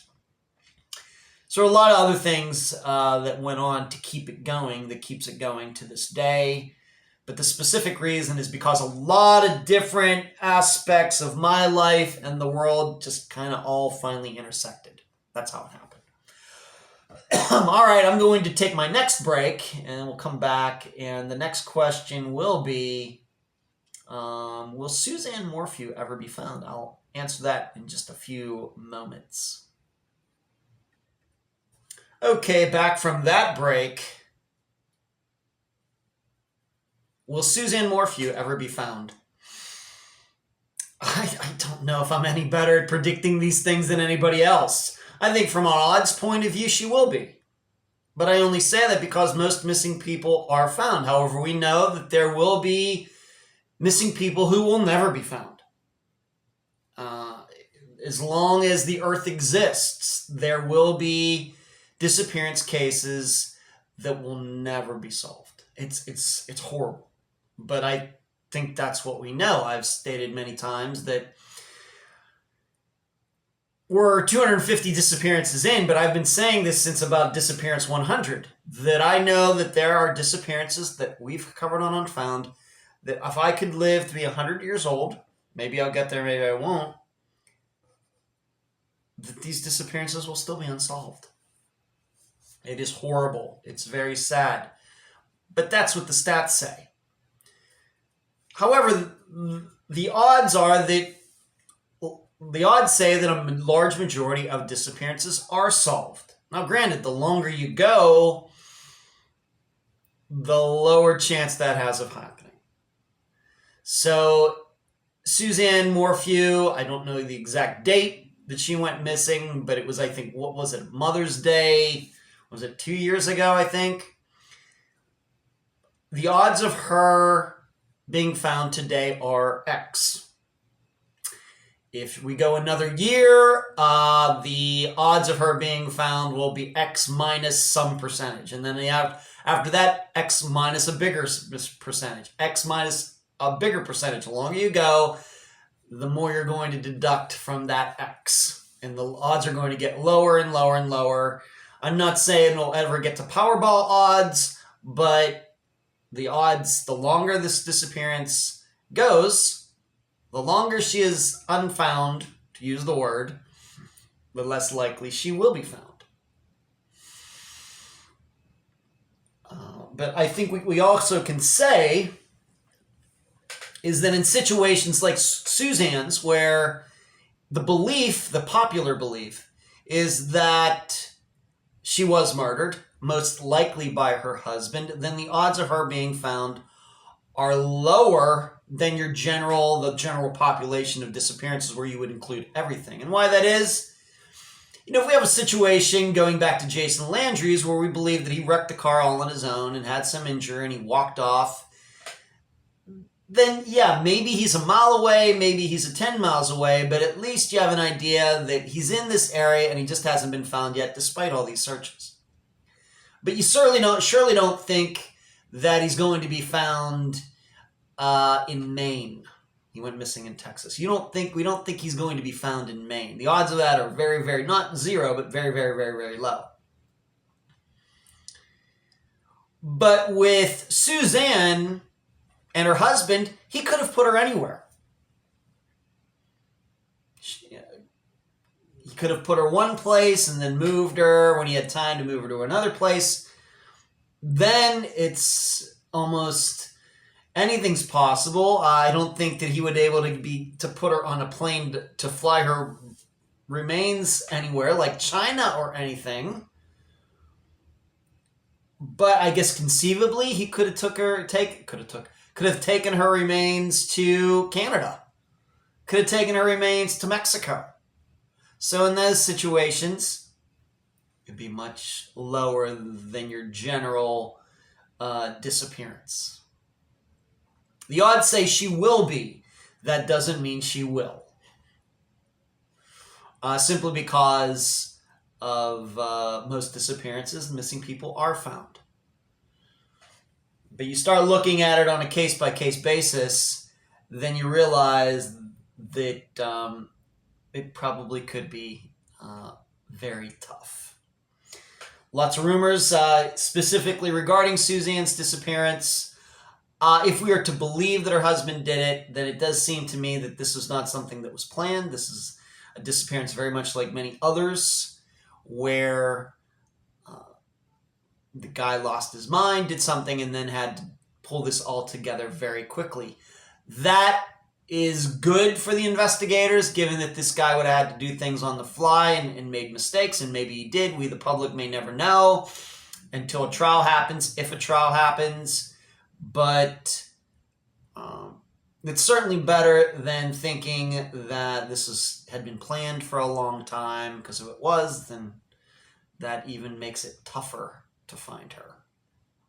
So to answer, will Suzanne Morphew ever be found? I'm going to say yes, but I would never want to put any money on one. It may be 50 years from now. It may be. All right, next question. Once again, going outside the realm of Unfound and anything true crime related. The question is, have I ever been to the Clearwater Aquarium? And I think the reason I got asked this is because just within the last few years, they've had a rebuild over there, and it's gotten a lot of attention, and having seen commercials for it, pictures and everything, it does look spectacular. But to answer the question, I can I see it from here? I can almost see the aquarium from my floor in this building. Almost. There's just some things in the way. Very close. But I've never been there. I would like to go someday, but going to aquariums and things, that's kind of, isn't that kind of like a couples thing? Or if you have children, of course, you take your children there. That's more of a date thing, family thing, and I'm a single guy, and it just feels kind of weird. I will admit that I've gone to Disney World and Epcot by myself. When I've been over there for disc golf tournaments, just for something to do, I don't mind that. I just love to walk around and experience the atmosphere and everything. But you go to an aquarium by yourself as an adult, that just sounds kind of creepy. I gotta admit, it just sounds creepy. So the answer is no. I'd love to go one day, but I will need somebody to go with me. And so we can, I guess she and I can experience it together. But it does look fascinating. I haven't been to an aquarium in quite a long time. The Clearwater Aquarium is very well regarded. I mean, how many aquariums do you know that are, refurbishing and making themselves, bigger site and everything? And that's what they've done. And going over that direction, and the thing is, I don't drive that direction very often, because to go that direction, I have to go right through Clearwater Beach, and it's always very busy. So I go south down to Bel Air Beach and make a left into Bel Air Bluffs and get away from the beach that way, not going through Clearwater Beach. But going over there once in a while, I did see it as it was being built, adding on whatever they were doing, and it looks pretty spectacular. Maybe one of these days, but yes, it's within a mile of where I live, and I haven't been there. Told you, I'm a homebody. Homebody. Single 51-year-old guy, homebody. Next question. Can you give any ideas of clues that the police or family or investigators should look for after a person goes missing? I was wondering about things like new concrete slabs being poured for no reason, people leaving town suddenly, strange behaviors in families or friends or acquaintances, etc.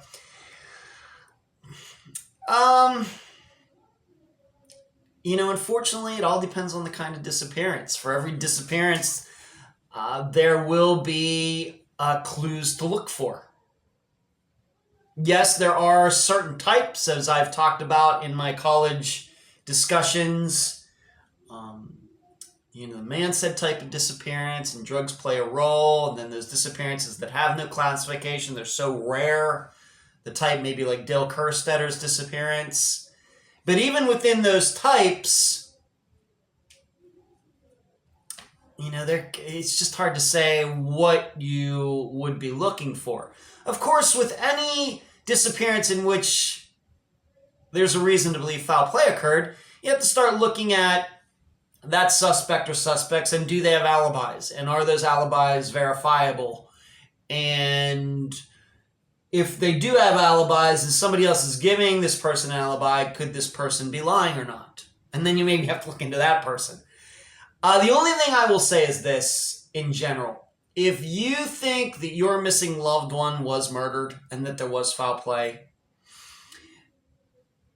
at the very second that you think that, whether it's an hour after you figure out that the person is missing, or a day, or a week, you need to write down all of the people who you believe would have wanted that person to go missing.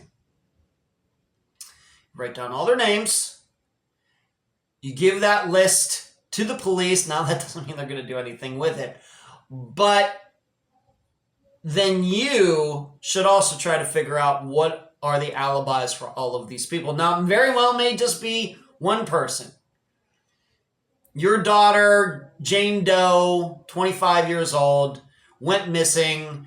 Her husband, John Doe, you believe is the person who caused her disappearance. And he's giving the man said situation. Yeah, we were sitting at home, and then she just got up, walked out the door. I didn't know where she was going, and I saw her walk out and get into a white pickup truck and drive away. And of course, that story does not sound believable. But still, if he's going to create a crazy story like that, then you need to start looking at him. Do not invade his rights. Do not do anything illegal. But you do need to start asking around. Go talk to the neighbors. Maybe in a creative way, talk to his boss or his supervisor, and you just tell him what you're thinking and find out what you can. Because probably the police are not going to do that. And if it turns out that it's not there was no foul play, and your Jane Doe did go off in a truck with maybe she had a lover you didn't know about, then that will eventually play itself out. But I think that is always choice number one, because what happens is that it's easy very quickly to find out where people were on a certain day of a disappearance. But if you wait until like a month later to try to figure all that out, a person who is the best suspect, who would obviously be lying, who is a killer, could certainly almost make up anything, and it would be hard for you to prove that person is lying. Of everything, alibis are the thing that seem to dissipate the quickest. The longer you go, it's harder and harder to prove what that person was doing at a certain time. That is my perception. So that's what I would do in any kind of disappearance. Now, it very well may be that the person just walked off, but you've got to start gathering that information right away regarding suspects and alibis. Once again, it may not be any foul play, but you can at least get that out of the way. If it was a mental health situation that the person walked off into the woods, then hopefully and committed suicide, then we're hoping, of course, that the remains would be found. And if that happens, then all of these people you suspected, can be dismissed, and you can throw that list away. But that, I think, is the part that people regret the most. That when they finally figure out that, I think this was foul play, and then it's too late, you can't go back in time to do that particular point, and do that kind of research very accurately. Got to make a list of suspects, find out their alibis right away, because that will be the information that will vanish with time the quickest. So there you go. I hope that answers that question. It's just a tough question to answer specifically. You just have to give me some, for instances, examples, and then I would be able to tell you what to look for. It just disappearances, although they can be similar, they can be very different in many aspects too. Another question that is, given that this is the Q&A episode. I wonder if you took any type of classes to learn how to investigate disappearances, or if you studied cases, or how you prepared yourself to do the Unfound podcast. First of all, there are no classes. The classes that I've taught 3 times, did I teach them? Let's just say I did a presentation. The classes where I've done presentations 3 times are surely the only missing persons presentations that have been done in the United States, maybe in the history of the United States. Possibly. Where somebody comes in for an hour and 15 minutes, and all he or she talks about are missing persons cases, different types, examples, what happened, how some of them were solved, why many of them go unsolved, the mistakes that are made during investigation. Surely I am the only person who has done that and is doing that. I'm hoping other people will start doing it too, if they have the expertise and knowledge and everything that I've gained over the last 5.5 years. But let's be clear, there are no classes. 0. So I wonder if I took any classes. No, I did not. If you studied cases, now I would say I kind of did that, but no differently than what any of you have done.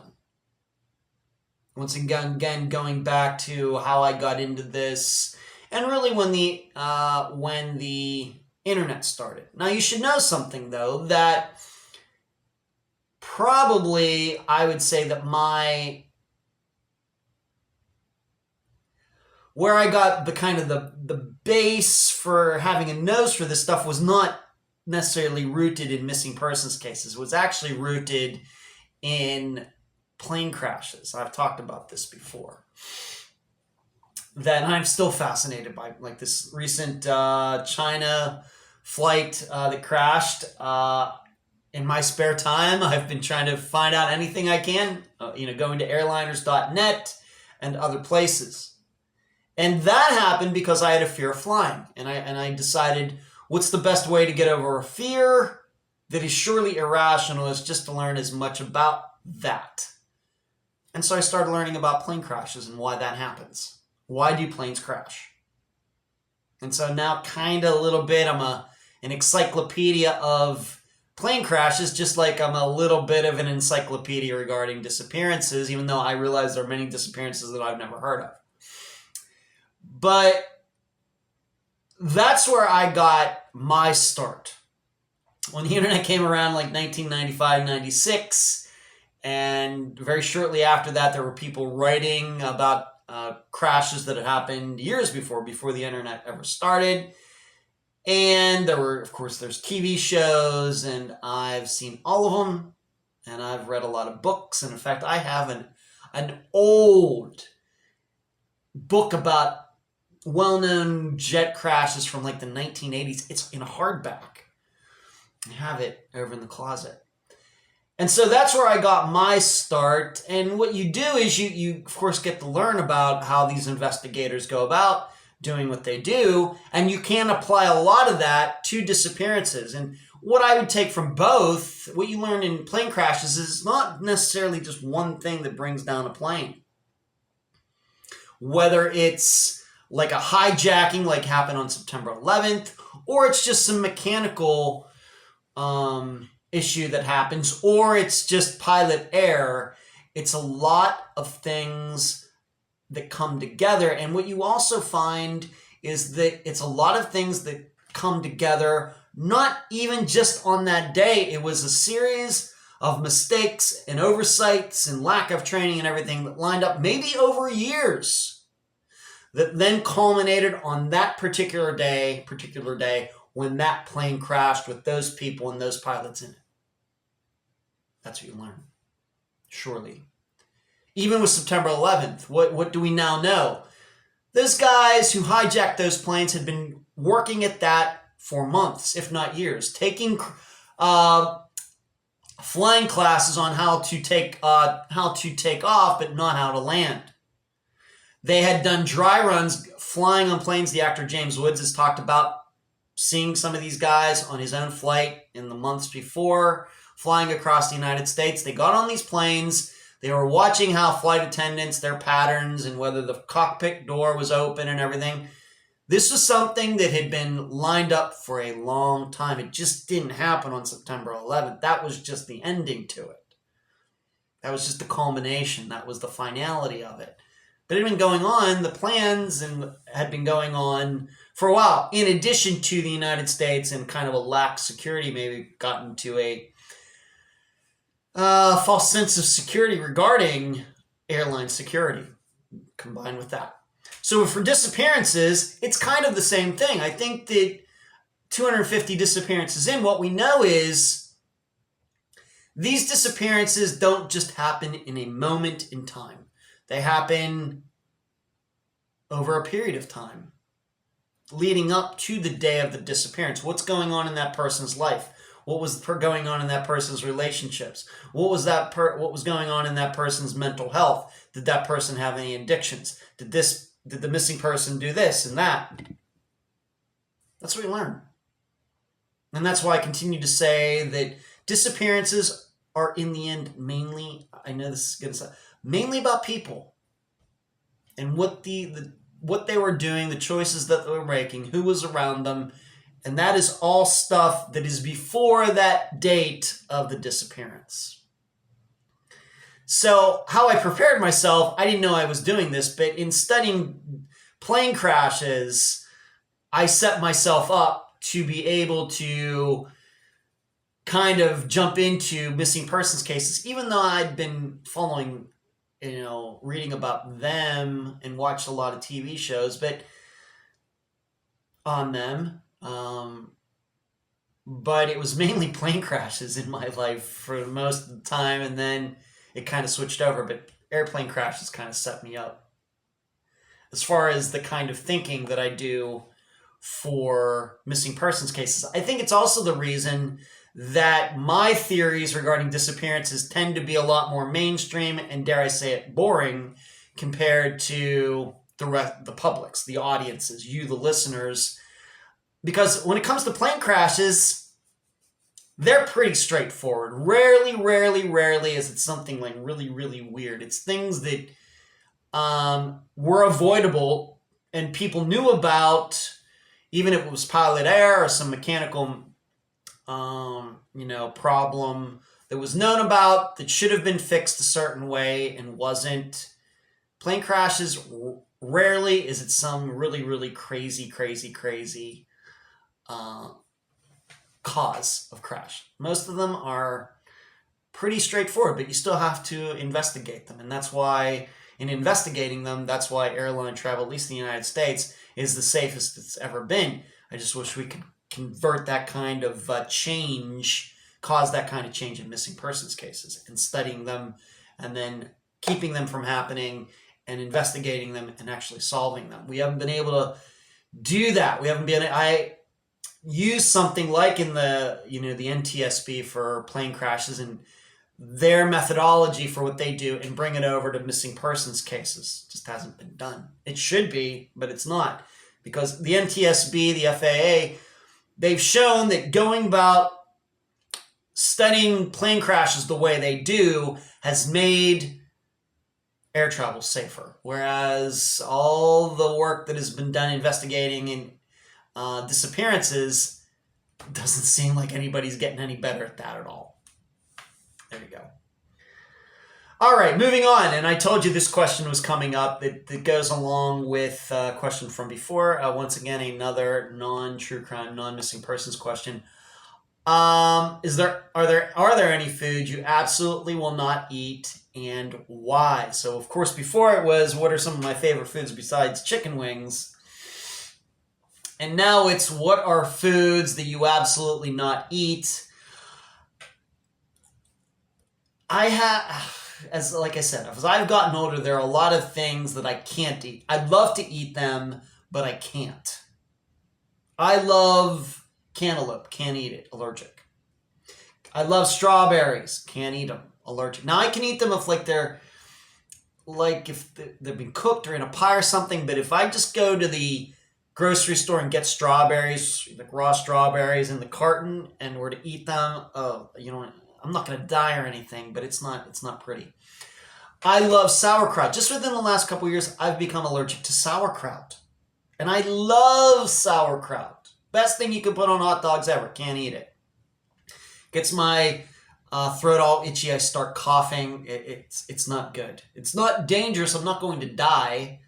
But it's just a real pain in the butt. So there are things that I want to eat that I can't. And then also with some lactose intolerance once in a while and FODMAP, because my body processes certain sugars and things in a certain way that makes it painful. But as far as foods that I can eat that don't cause me any problems, but I won't eat them because I think they're nasty, I have a weird list. I don't eat ketchup. I love tomatoes. I can eat tomatoes. They don't cause me any problems. I love tomatoes in salads. I love those little cherry tomatoes. I will eat them raw. You just put a little salt on them. Fantastic. But ketchup is nasty. I don't know what it is about it. I just won't eat it. So when it comes to French fries, it'll just be salt. I love vinegar on French fries. I like hot sauce, like Tabasco sauce or something like that on French fries. Gravy on French fries is spectacular, but I don't eat ketchup. It's just the texture of it. That it's made out, nobody's more amazed that it's made out of tomatoes than I am. What else don't I eat that most people eat? I don't eat macaroni and cheese. I know that's like sacrilegious. You're an American and you don't eat mac and cheese. I do not. I think it's nasty. And I've been like that my entire life. I know, like, for most kids, mac and cheese was like the greatest treat your mom can make or your father can make. I don't eat it. To this day, I do not eat it. There's just something about it. Now, do I like macaroni in other forms? Yes. Do I like cheese? Yes. But you put those two together, there's just something weird about it that I just think it's like the nastiest thing ever. I have another kind of two foods combined that I just will not eat. I love chocolate. Really, these days, I just eat dark chocolate. I've kind of gotten an acquired taste for it, luckily. And I love pretzels. I will not eat chocolate-covered pretzels. They're nasty. Once again, I don't know what it is. I don't know.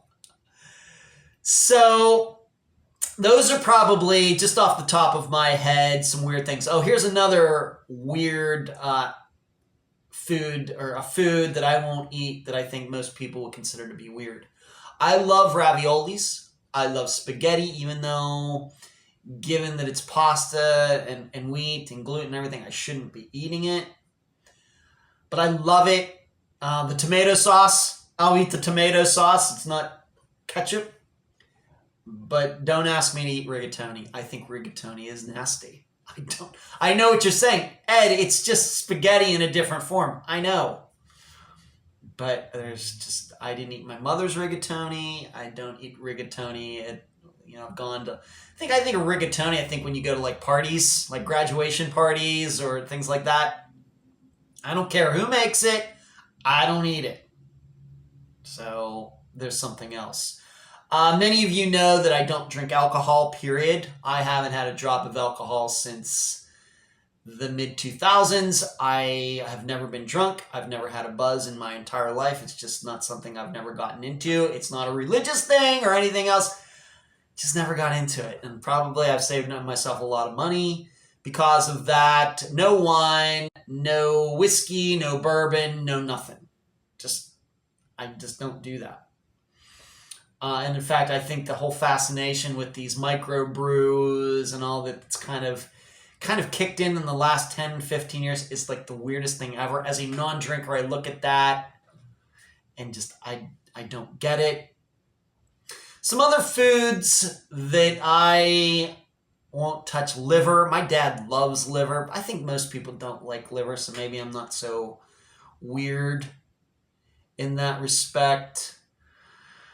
I'm just trying to go up and down the aisles in a grocery store. I don't know. That's probably like the weird things for me. Being from Western Pennsylvania, I'm supposed to love pierogies. Pierogies are nasty.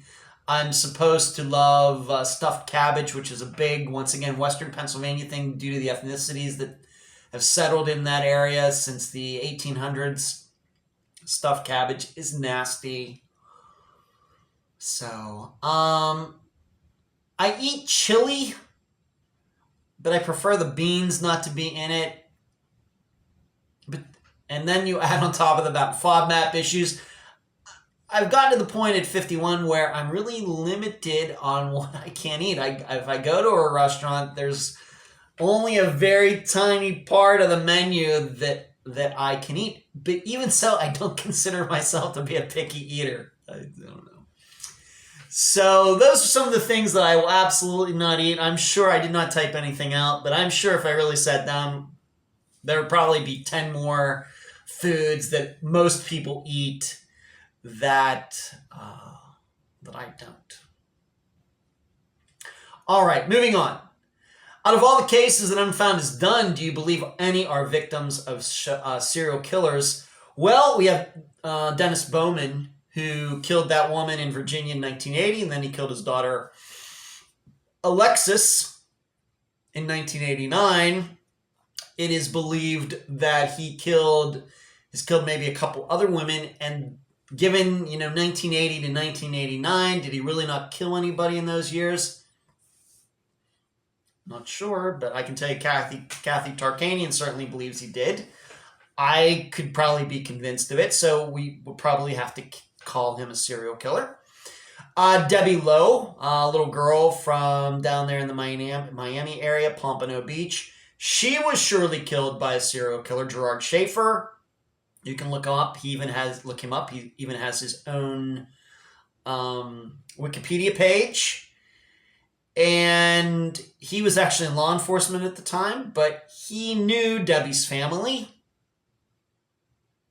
And there's not much doubt in my mind that he waited for Debbie to walk to school that day and snatched her up. If you'll remember, her book bag or her books were found in a trash can along the route that she would take to school. And then he was eventually caught later because of two girls that he took somewhere, and he handcuffed them to a tree and then for some reason let them go, I think it was. And they reported him, and then started the ball rolling to the point where they figured out that he had killed others. But it's surely believed, not much doubt, that he abducted Debbie Lowe and killed her. So the answer to that is yes. And there are probably a few other disappearances that we've covered where you could believe that it's part of a larger crime spree. Maybe Megan Lancaster from Portsmouth, Ohio, given everything that was going on in that area at the time, the corruption, certainly could believe that whatever happened to her was caused by somebody who killed other women. Although I have to say, my personal opinion is that she wasn't murdered, that she overdosed and other people covered it up. But she might have just been out, what we understand, just general idea of murder, certainly possible. So that's just a couple. You know me, I don't like to jump too deep into that, but those two are just so obvious because we all know about Dennis Bowman now. In addition, in the Debbie Lowe episode, what was that, from 2018, we talk about Gerard Schaefer, so I'm not really saying anything out of school, but I'm just not going to venture too far in that. But I would not be surprised if after 250 disappearances that a couple more disappearances were caused by somebody who killed others. I don't think that would surprise me. Maybe we can look at Brenda Condon. That came up talking to her sister about Brenda's disappearance in Pennsylvania, that there was a guy who killed a woman and the body was dumped very close to where Brenda was working there in Pennsylvania. Maybe we could think about Brenda Condon's disappearance. So those are a few. I hope that's enough to answer the question, and maybe all of you can find at least maybe a couple more. Next question: when working with family members, what has been the learning curve to build a great rapport?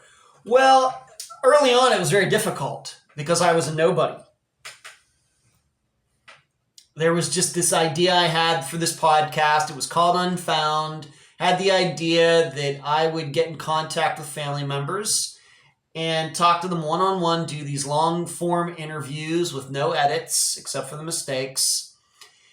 And these people would just get to talk about their missing loved one and everything that they've been through. And there would be no what you might call editor's choices or creative choices on my part, where I start taking things out because I think it's not as important or whatever else.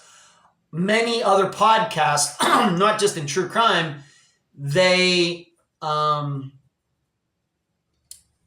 that. They'll talk to somebody for a few hours, and then they will just go through and take out the highlights. They'll talk to the person for 3 hours and only use a half hour, and then they will put their own commentary in between certain parts that were recorded in that conversation. I think that's horrible journalism. It's quicker. It's certainly easier than the way I do it, but I don't respect that kind of journalism. Because then what you're really getting is the host's version of events. You're not getting the guest, the family member's version of events. It's the host who is determining what's important and what's not, and gets to input her words or his words in between these comments that have been edited, cut out and put into the episode. Whereas you have like 2.5 hours of stuff the family member said that is never heard. That just seems weird to me. Why would you take up a person's time like that? But that's the way I wanted to do it. And very early on, it was very difficult. I still to this day, I've met very few of the guests of Unfound in person. So you just start calling people up. You just start emailing people. Hi, my name's Ed Densel. I'm going to be doing this podcast. I'm starting it in September 2016. I'd like to talk to you. And you get a lot of rejections. I got a lot of rejections. And even to this day, we will send out emails to people and they don't respond. I think they do look up the podcast and maybe just they figure it's not for them. Maybe they get afraid and maybe they aren't ready to talk about it. A lot of different reasons. But certainly the reason back then in 2016 that people didn't want to talk is different than the reasons here in 2022. Now, I think what helped is that early on I did end up speaking to people who had a lot of experience doing interviews. Mary Lyle, Susie Lyle's mother, Kelly Jolkowski, Jason Jolkowski's mother, Glendine Grant, Jesse Foster's mother. That certainly helped. In addition, then I also did Ben Charles Padilla's disappearance. And it was a writer an aviation writer who was on, so that's a little different. And so you get up to maybe 10 or 15 episodes and you talk to people who maybe have had a lot of experience doing media over so many years. That helps. I think that if I had been contacting people who never spoke to a reporter before or had been on a podcast before, then it probably would have been even more difficult than it was.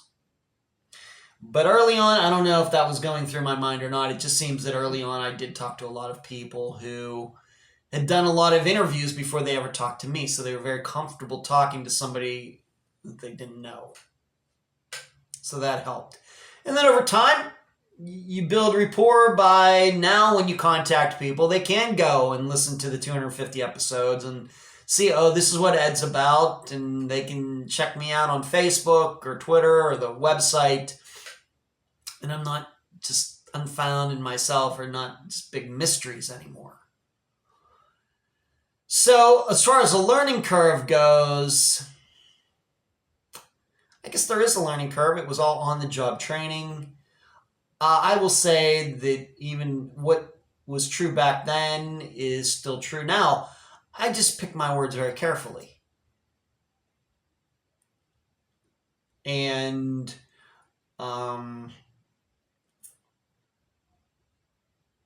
that's all you really can do. I just try to ask the right questions, get right to the point, and that's the best way to do it. Because as I've stated many times, that I'm not here to be a shoulder to cry on. Okay, I'm a reporter. I'm looking for the facts. I'm looking for the information, and they know that. I'm not, even though sometimes I play one, I'm not a psychiatrist or a psychologist or a counselor or anything like that. I think probably after 5.5 years, I maybe have some skills in those areas, but that's not really why I'm here. And I think just keeping it to that actually makes it easier for them. Because then we're just talking about numbers and dates and locations, and we keep it very, I don't know if you want to call it black and white or dry or something like that. Very stark, maybe is that the word. And then I think that keeps things a little smoother. Although eventually, as you know, in the interviews, I do talk about how has this affected you? How's this affected your family? I obviously give them a chance to talk about that in the interviews too. But was there a learning curve? There was. Luckily, this has always been a weekly podcast. So the learning curve, can get up to speed fairly quickly. In contrast, if I was only doing one podcast a month, then it would have been a lot harder. And then you start wondering, would I have ever felt comfortable doing it? Would I ever feel confident calling these people up or emailing them? Maybe not. But being this is a weekly program, you get to do it over and over and over, a lot of times, week after week. And as some guests have told me, and they've done a lot of interviews, Ed, you're the best interviewer that I think I've ever talked to regarding my daughter's disappearance. And my response is always, after almost 300 episodes, I better sound good. I better know what I'm doing. Better, given that I do it so often. So that's how I would answer. That's how I would answer that question about learning curve and building rapport. Next question. With the expansion of Unfound presently, where do you want to see it in 5 years in regards to expansion, family rapport? And there's that word, the two-word family rapport again. And it's a totally different person. And resources for amateur missing persons experts. In 5 years, I hope to be speaking to a lot of schools. I hope to have created an actual missing persons course. And in fact, Dr. Eric Grabowski, my assistant, and I, given that he is a college professor, has helped me with that, putting that together. Hopefully in 5 years, I would be able to, quote unquote, sell the idea to some schools on that it should be part of their curriculum. And maybe I go in and teach a class for a semester or something like that, maybe remote. Could do that these days with Zoom or whatever, remote learning, maybe so I could be speaking to different schools on different days. I really do love being there in person though, but this would actually be a real class that, however many hours over the course of a semester from August to December, something like that. Let's say 45 hours of nothing but talking about disappearances, looking at disappearances in media and everything, and I'm working on it. That's where I would hope to be in 5 years. Doing speaking engagements all the time, and then also having something that's up and running where it's just not me showing up for a day or a couple days speaking to a class like I do already, but actually a real class with course credit and all of that.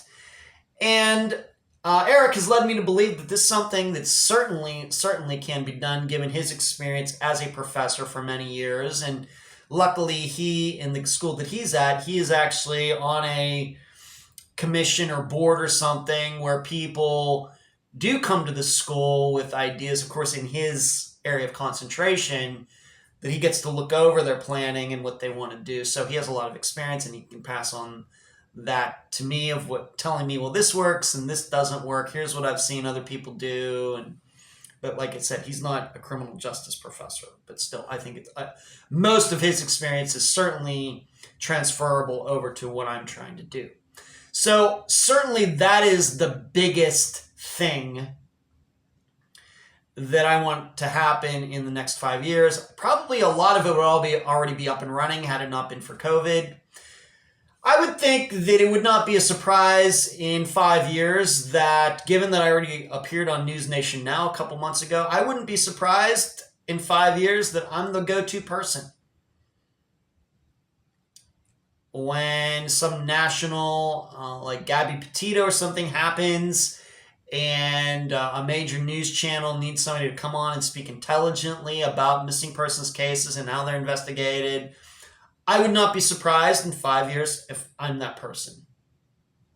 That would not surprise me at all. So that's what I see. In contrast to continuing to do the podcast and everything else that we do, 5 years from now, I think that all should be happening.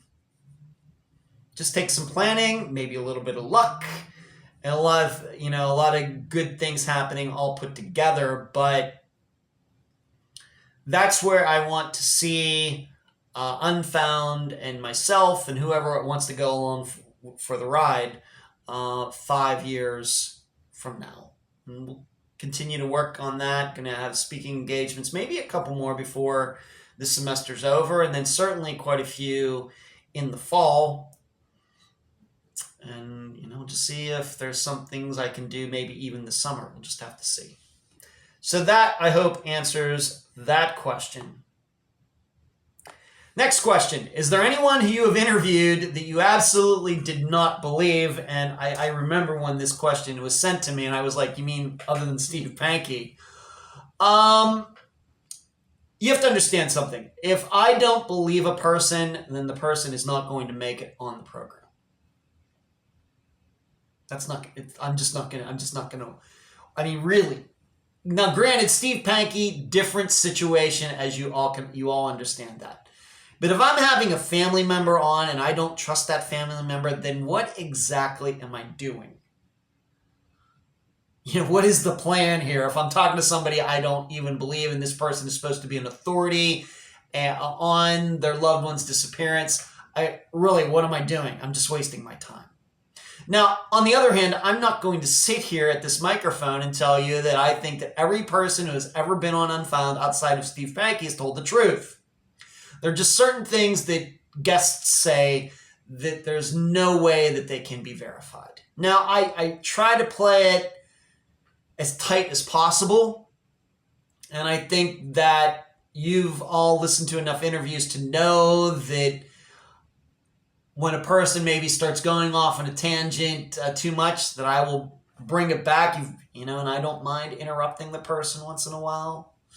And, get these people who email me or post on YouTube, for example, now that the comment section are open. You're rude. You talk over people, and you can see the iTunes reviews. And I think they're all just trolls.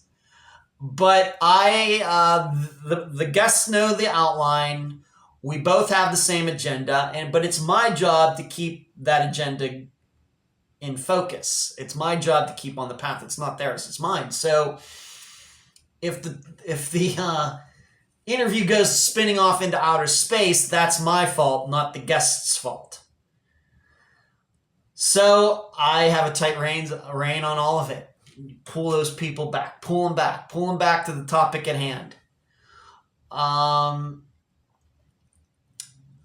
But when it comes to actually lying, there have been a couple people who I thought eventually were going to make it onto Unfound as guests and didn't, because eventually I just figured out there's just something about all this that does just not sound right there. And the most famous example I give is there was a family out there of a guy who was in the military, disappeared back in the 1990s. And in fact, just recently I came across these notes that I took way back in like 2016 or 2017. And I sent them to my assistants, who none of them were with me at the time. It was just me alone at the time. I sent that to them. I don't know if they've looked at them. I think maybe Carrie has. But, just to give them an idea of what I was talking about, there was a family who to this day believes that the federal government offed or killed their family member because this guy found like missing money in the military or something. And they believe that all these other people died because of this as well. And I have to be honest that I actually considered covering the disappearance still, even though that sounded outrageous. Once again, we don't get into theories, but there was no way we were going to be able to talk around that in an interview situation. You're going to be able to easily read between the lines. But on the other hand, we have to remember that this guy, the last time he was seen with his wife's brother. Well, it turns out this guy who went missing was cheating on his wife. But they didn't want to talk about that. They didn't want to talk about how it might have been possible that this wife's brother might have done something to this missing guy because he was cheating. They didn't want to talk about that. No, we can't talk about that. We have to stick just to this side and how what he did. And I can't do that.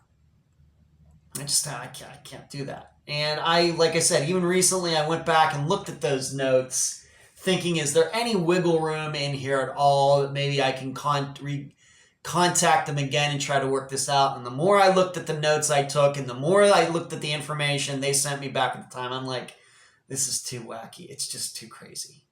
They're just too out there. It's just not going to work. And there have been other guests who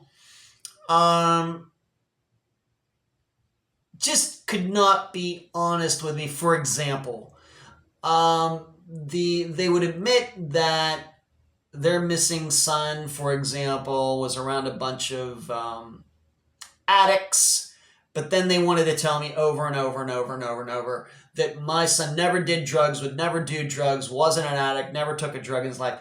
I'm just not interested. We have to talk about people honestly on Unfound, or I'm just not interested. I'm not here to expose all their secrets and everything, but if you're going to try to sell me on something like that, then we're not giving everybody the full picture. And then once again, I have to start wondering if we're not going to be giving the really, really good, adequate picture regarding the missing person, then why am I covering this disappearance in the first place? Because as I've learned, disappearances are about people. They're not necessarily about times and dates and locations. Disappearances are about people and choices, whether the missing person making choices or people around them making choices, good choices, bad choices, addictions, and everything else. Passion, all the 7 deadly sins, all of that. And so there have been people like that, and I just decided that they're just not really willing to talk about everything that was going on in their missing son's life honestly. So I can't do that either.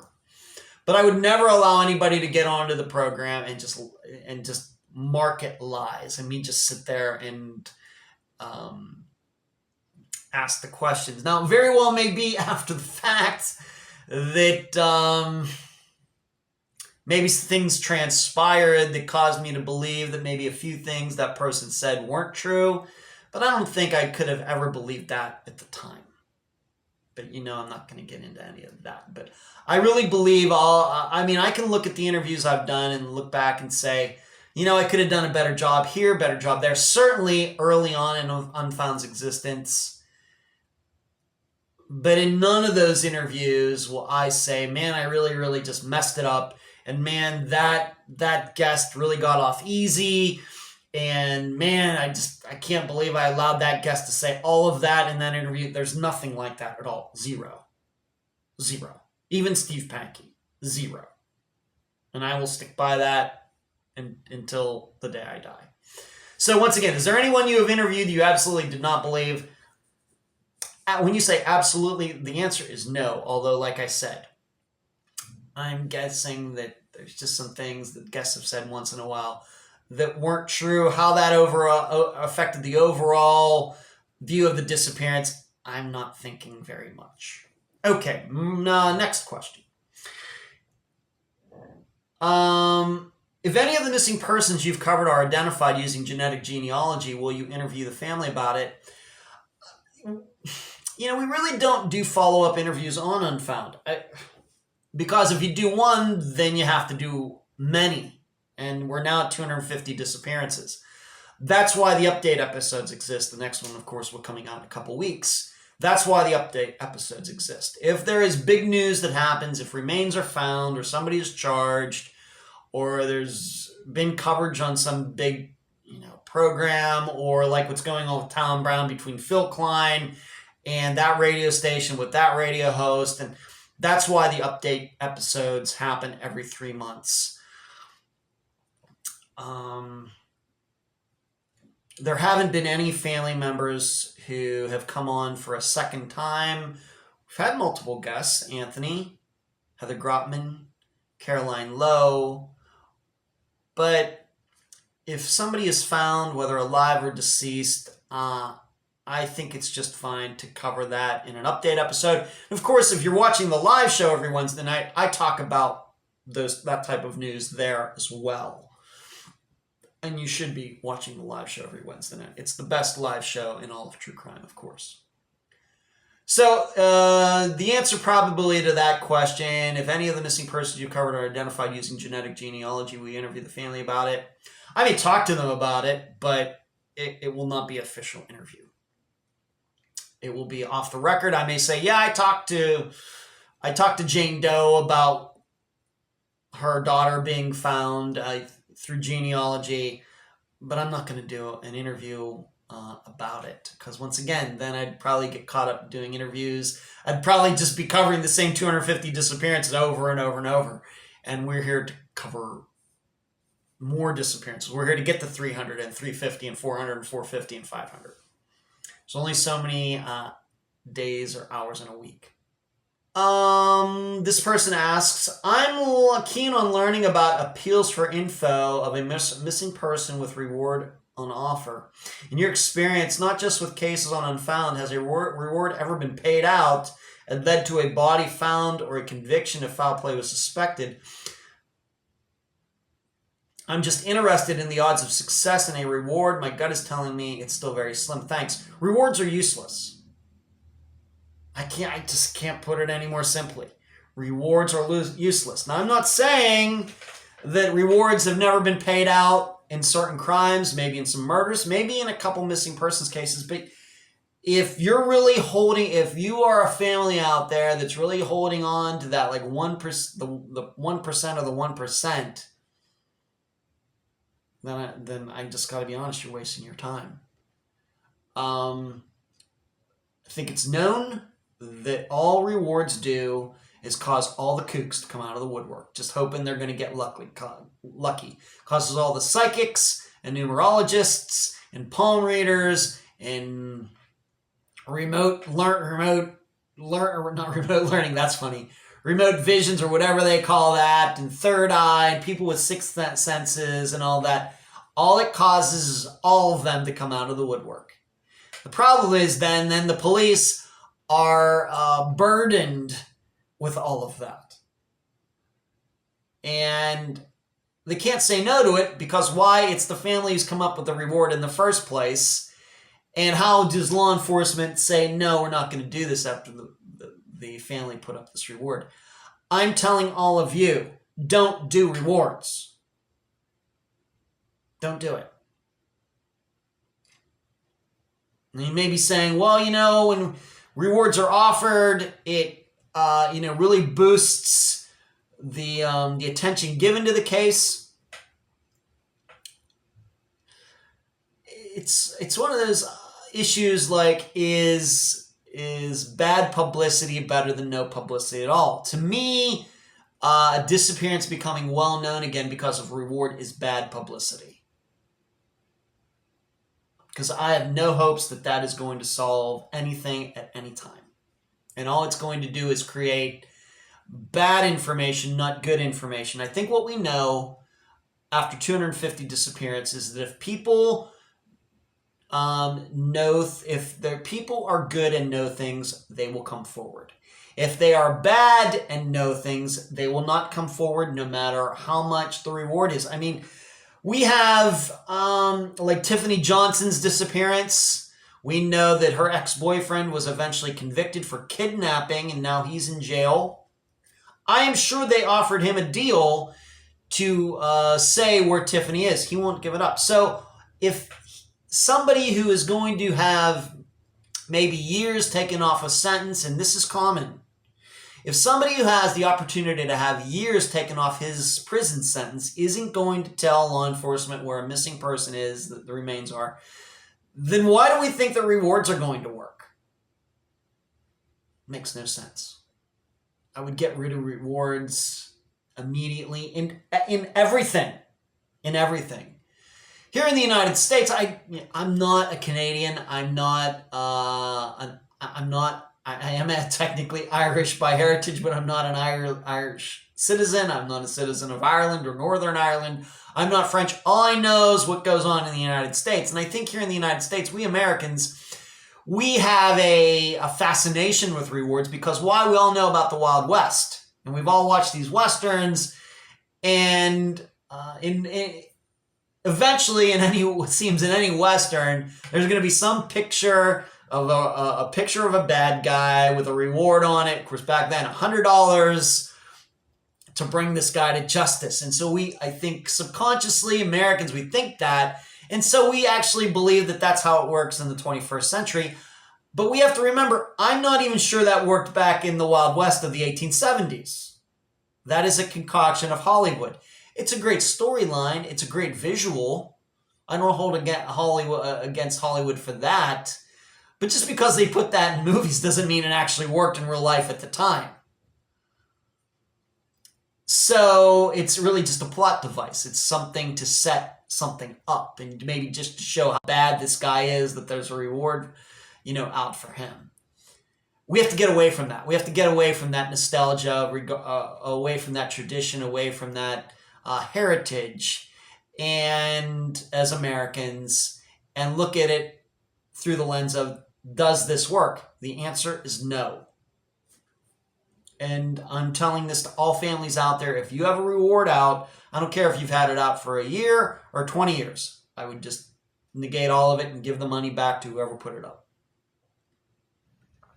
Okay, next question. And we are getting close to the end. Sound like Chandler Bing. Hey, you're saying, well, this is like a 3-hour episode. Well, I only do this once a year, so give me a break. Next question. How do you factor in the possibility that serial predators, example, Israel Keys, may be responsible for some of the disappearances covered by Unfound? I've talked about Israel Keys before. I think that his reputation, it seems the longer that he is deceased, the bigger his reputation gets, the more people begin to suspect that he was a much more prolific killer than he was, and I don't think there are any facts anywhere to support any of that. The fact is, we have to remember how he got caught, very sloppily, and so how do you rationalize that? How do you in one say, well, he was so prolific, and he was so smart, he was doing this, and he was doing that, and he might have, he was hiding, he had these stashes allegedly all over the United States, but on the other hand, he kills that last girl, then gets caught using her credit cards or ATMs or what ATM card or whatever he was doing. How do you rationalize that? I think really, I'm just going to be honest, and I know many of you take part in these discussions, but I just have to call it like I see it. I think people who continue to talk about Israel Keys and bring him up for all these unsolved crimes, I just think it's just people talking. I think it's just because they have nothing else to talk about. There are certainly a lot of other disappearances and murders and things to talk about, but I think that his name continues to come up simply because maybe people get bored or something. Because there are certainly no facts to support the for him to be keep being discussed over and over and over. I think it's all on the basis of 2 murders that he committed where they discovered he had stashed some things away. There's only proof he ever did that once. And on the strength of that, people have taken off on these tangents that he committed all these unsolved crimes. We have to remember something. There was a time when, and you can find it maybe on web sleuths elsewhere, where a ton of people out there thought that Israel Keys killed Tara Grinstead. We now know that's not true. But that's just how discussions can get wild. Just because something is unsolved, well, Israel Keys must have done it. I'm telling all of you, stop talking about him, stop thinking about him. And there is not one disappearance that we've covered on Unfound where I think that he took part in it. Nothing. Zero. Now, I think that I tend to be very objective. I'm open to any facts that would change my mind. But really, I think Israel Keys is just a topic that people bring up because they just want to talk to other people. And that's interesting. Just because it's interesting doesn't make it true. So, and kind of regarding this question, I think I've already kind of covered this in a prior question regarding serial killers. I'm open to the idea that there are known serial killers who committed some of these crimes, but once again, due to them having a connection, like Debbie Lowe and Gerard Schaefer, for example. Not just random Israel Keys from Alaska coming down to the lower 48 and doing what he did. I just think I think it's craziness. Am I open to the idea that he killed at least one other person? Yes, but we have 100,000 unsolved disappearances in the United States, and then we have add a huge number onto that for all these unsolved murders.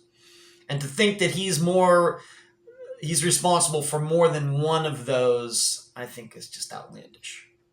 That's my standpoint. Next question. How do you feel about the stigma surrounding mental health and substance use and abuse in regards to missing persons cases, and how has that impacted you as an interviewer? Doesn't impact me at all. We take all cases. The only time, as I said earlier in this episode, the only time we don't cover a disappearance is when the guest or the person I'm talking to isn't believable or only wants to look at one side of things. That's the reason we don't cover a disappearance. It's because of the guest. It's not because of the disappearance. It's not because of the person who went missing. That never happens. We have covered the disappearance of felons. We have covered the disappearance of people who just weren't in generally really good people. We've covered the disappearance of drug dealers. I don't care. But whether a disappearance gets covered or not, all depends on who we can find to talk to. And is that person believable, honest? Is the person maybe just trying to tell a tale? That will be the criteria in which it will be judged whether we cover a disappearance or not because of the missing person. So, about the stigma, there's certainly, from a law enforcement perspective, there certainly is a stigma, and I'm just not making that up. I have talked to enough law enforcement officers behind the scenes who will tell me that. So it exists. There's no doubt that law enforcement takes the disappearances of children more seriously than drug addicts and felons and everyone else. The rest of the media, local TV stations, national TV stations, websites, social media, they take the disappearances of children and presumably, good moral people much more seriously than they do of people who maybe have lived their lives a different way. It's not right. So to answer the question, how do you feel about the stigma? It sucks. And I will not be a part of it.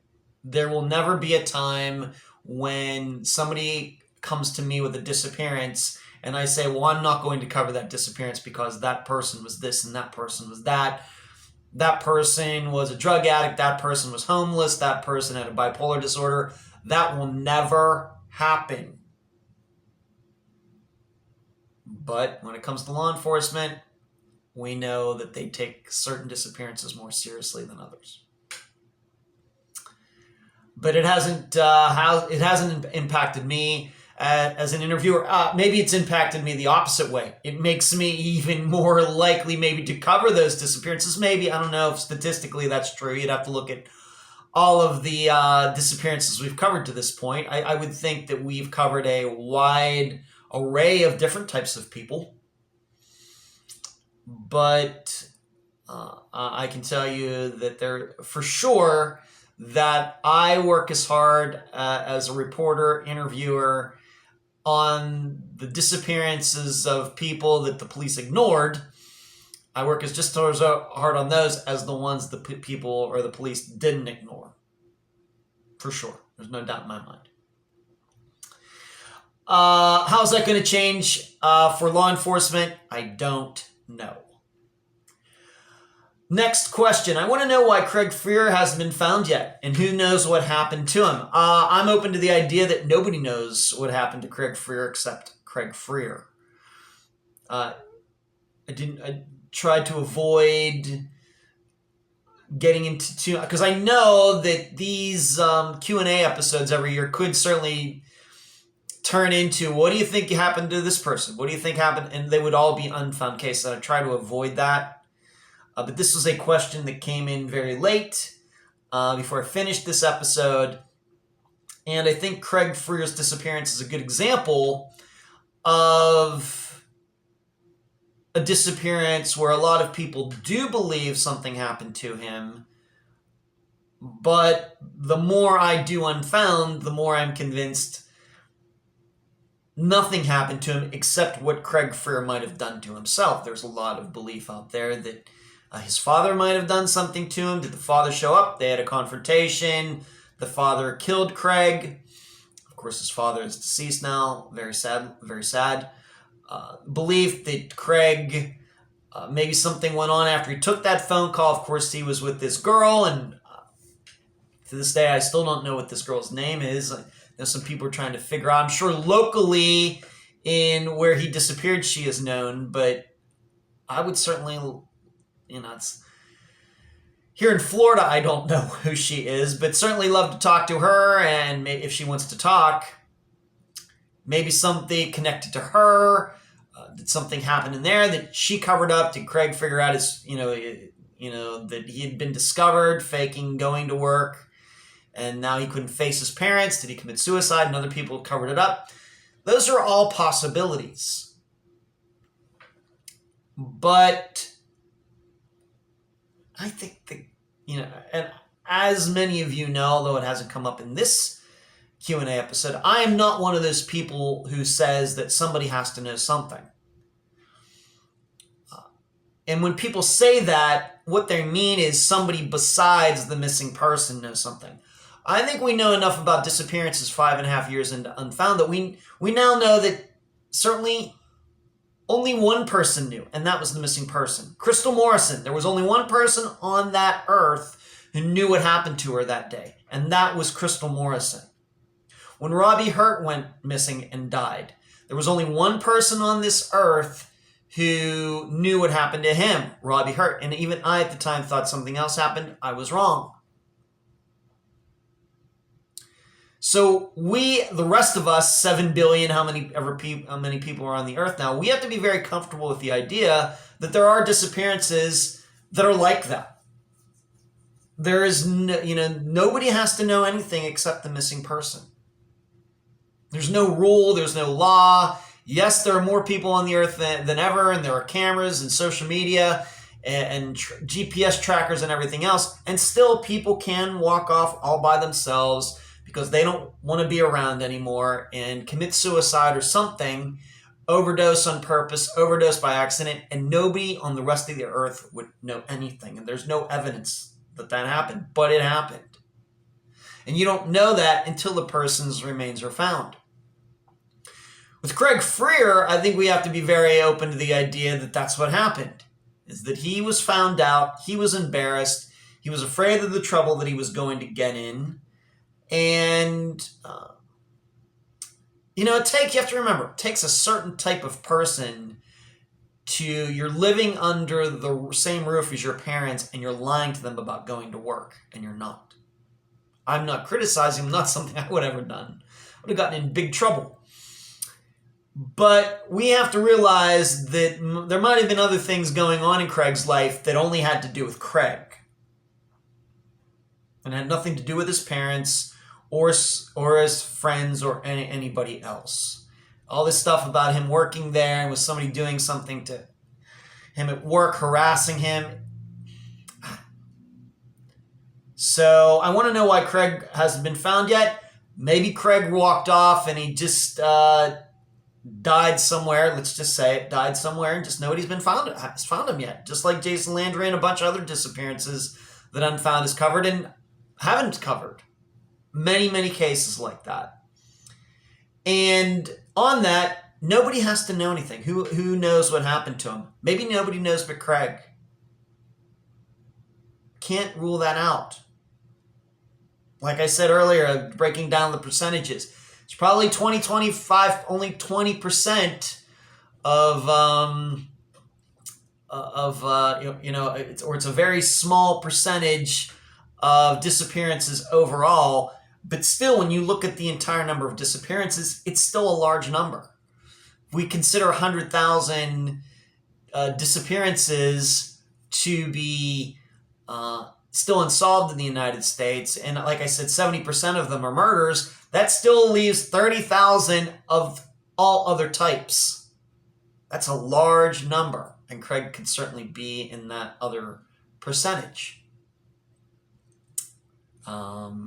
In that 20-25% where it's not an accident, it's somebody with a mental health issue, drug issue, addiction issue, bipolar issue, delusional issue, something like that, depressed issue. I think that's where you have to put Craig's. He may very well have been murdered. No proof of that. But if he is in that 20-25%, then there's nobody else on this earth who knows anything about his disappearance but Craig. All right, moving on. Fun question. We're almost to the end. Fun question. What is your favorite sports moment? This question came in very late in the process of recording this episode. I'm going to look at this two ways. One, my personal favorite sports moment that I was a part of it, and then my favorite sports moment as a spectator. I will do, what am I going to do first? I will take on the spectator part first. And there are a lot. We might be able to include Phil Mickelson's PGA win last year because it was so unexpected. We might take his golf when he won the Open, what we call the British Open here in the United States, in 2013. Once again, unexpected. I might put in there Andre Agassi winning the French Open to complete the Grand Slam in his career in 1999, where he came back from 2 sets down. I still remember following that because before I was a big, huge Phil Mickelson fan, I was a huge Andre Agassi fan. Might include that. Might include the Super Bowl win that the Steelers had after I became an adult. Of course, Steelers won back in the 70s when I was just a little kid, but winning in 2005, 2008 when I was a much bigger Steelers fan. Those probably could all be included in there as a spectator. And so, probably it's going to be, wow, it's so tough. I'm not a hockey fan, so the Penguins aren't in that. I was a big Boston Celtics fan back in the 1980s, the NBA. And I'm sure I was excited when they won the NBA championship those times back in the 80s, but I really don't remember being that overtly excited about them. Something that I'm sure I was excited at the time, but it hasn't stuck with me to this day. I don't remember celebrating or anything like that. But I have to say, man, it's so tough. And you kind of favor recent sports events, as a spectator more than old ones.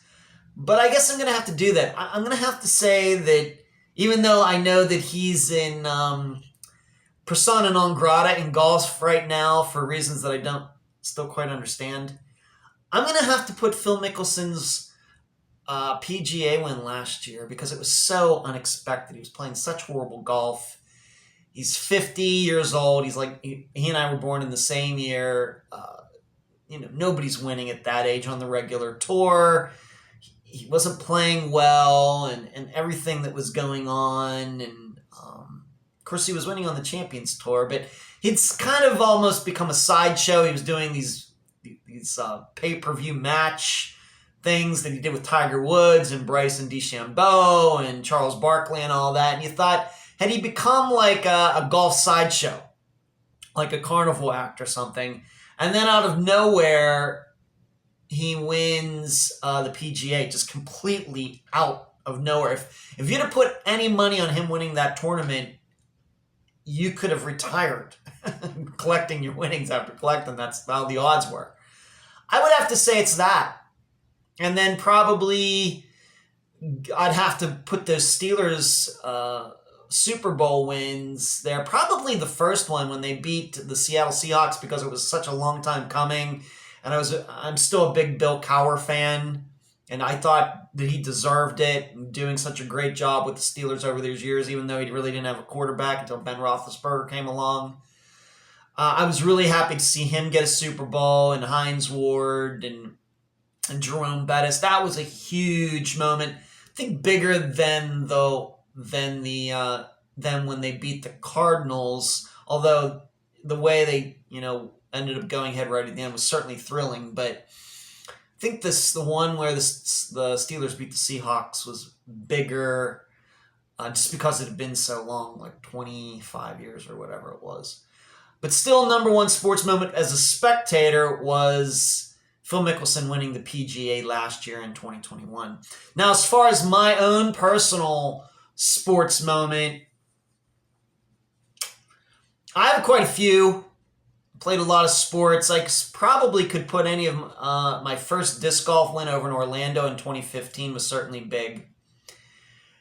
But probably my number one sports moment, I was 14, and I had a lot of great baseball memories. I played on a lot of excellent baseball teams, from Little League to Senior League, All-Stars, high school.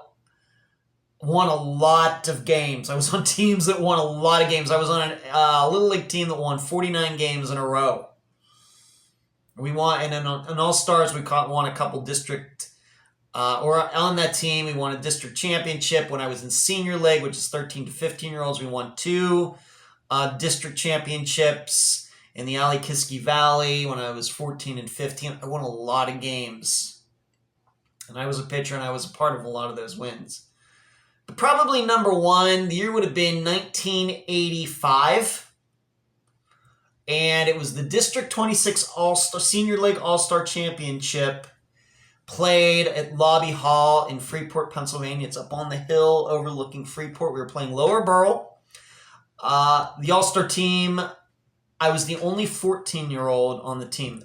All the other players were 15-year-olds. And it was the championship game. And I was on the bench. I had made the team because I was a pretty good pitcher.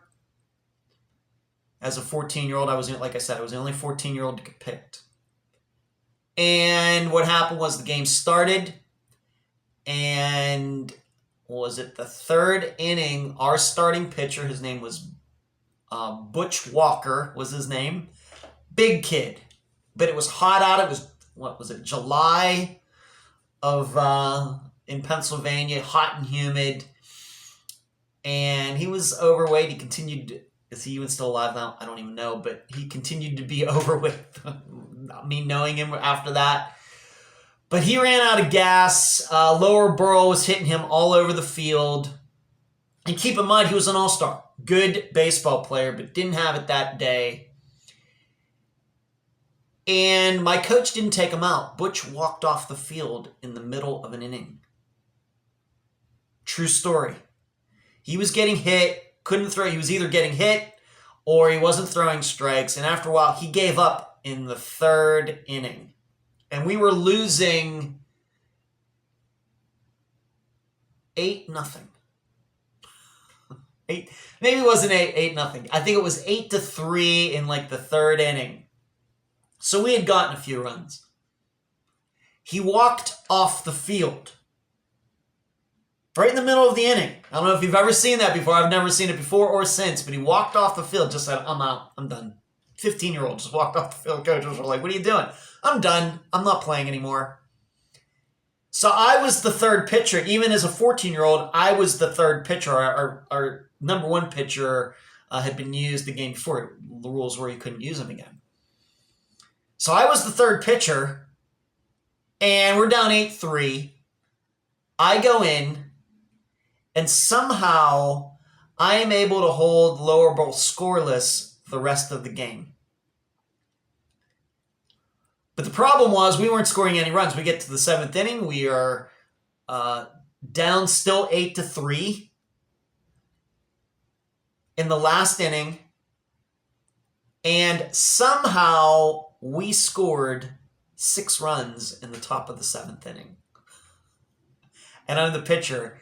And I was one of those guys who scored. I don't remember did I get walked or something, but I'd come up to bat, something happened. But I was one of those guys who came around to score that inning in the top of the 7th. But somehow we came, and fans had shown up. It was a big deal. Leechburg had never won a all-star district championship at that point. It was a big deal. A lot of the town showed up to Freeport, which is only like a 20-minute drive. And most of the fans, except for the parents, had left. Given up. 8-3, we're done. We're not coming back. And somehow we got this rally going. Went ahead 9-8. But we still at the bottom of the 7th. So I'm the pitcher. I go in, first batter, hits a double. I might have even been on the first pitch, hits a double. So they have a guy on second base, no outs, bottom of the 7th, last inning. And if that guy scores, it's all tied up, and who knows what can happen. Maybe the next pitch or something after that, I throw a wild pitch. He gets to third base because the backstop was like a professional backstop. It's like way behind the catcher. Usually when you're playing in Little League, Senior League, like the backstop's like right behind the catcher. Not for this. It was like way back there. And I threw a wild pitch, and I was a little wild. And he gets to third. So third, no outs. Somehow that guy didn't score. somewhere out there is the probably the scoring of that game, and somehow that guy didn't score. I probably struck one person out. Maybe there was a pop-up or something in the infield. I don't know, but just nothing that...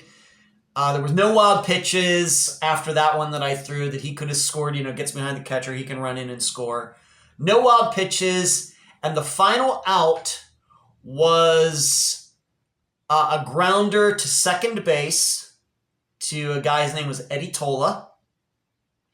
First name Eddie, last name Tola, Tola. He throws it to Eli Bonello, who was playing first. And one of my best friends of all time was playing right field, Brad Carastori. We still talk about this game to this day. He came in from right field to make sure that the throw wasn't wild or anything. And that's how the game ended. With Laura Burrell, guy on third, no outs. We managed to get the next 3 outs without him scoring, and we won 9-8 coming from behind. And it was actually 8-0 at one time, but we scored some runs. Then I came in, and we ended up winning 9-8. And still, there were people later who were saying, man, it's such a dang shame, this All-Stars get into that game and they get blown out. Then anybody who stuck around they came back and won. That is still a story that is told around Leechburg. So that was probably the biggest moment. I, of course, was the winning pitcher. I was seen as the hero. I don't know. All I knew was that just can't let any more runs get up on the board. 8 was plenty. That was my only idea, and I think there's even a 10-run rule. So if they would have scored like 5 more runs, might have been a 10-run rule, and it would have been ended right there. So my idea is, just go in. There's not very high expectations. It's Butchie who ruined everything. So I just come in here and see what you can do, and maybe that's the best attitude to have.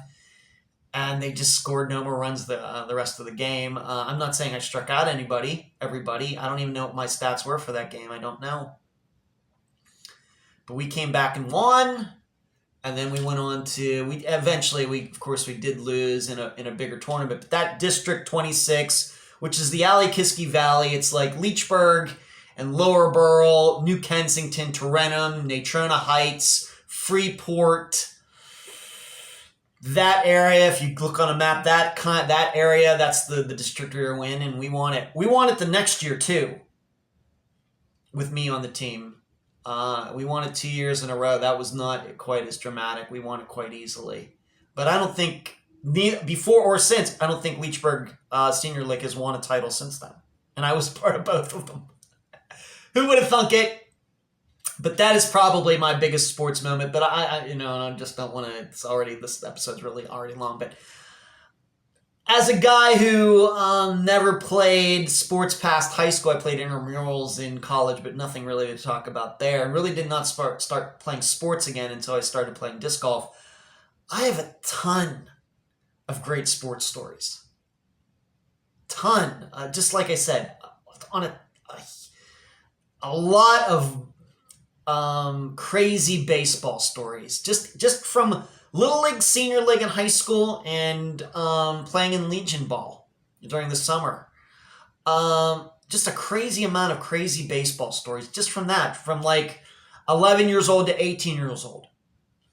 And then I have some crazy disc golf stories too. But that's my number one, I would say, moment of my sports career. And like I said, though, baseball's a team game. There's moments of individuality and then moments of team. But as the pitcher, you can't do it without your fielders and everything. So, but it was great for me. And I have to admit, even though I was 14 going to be 15, winning that game, I bawled like a baby. All right. Last question officially.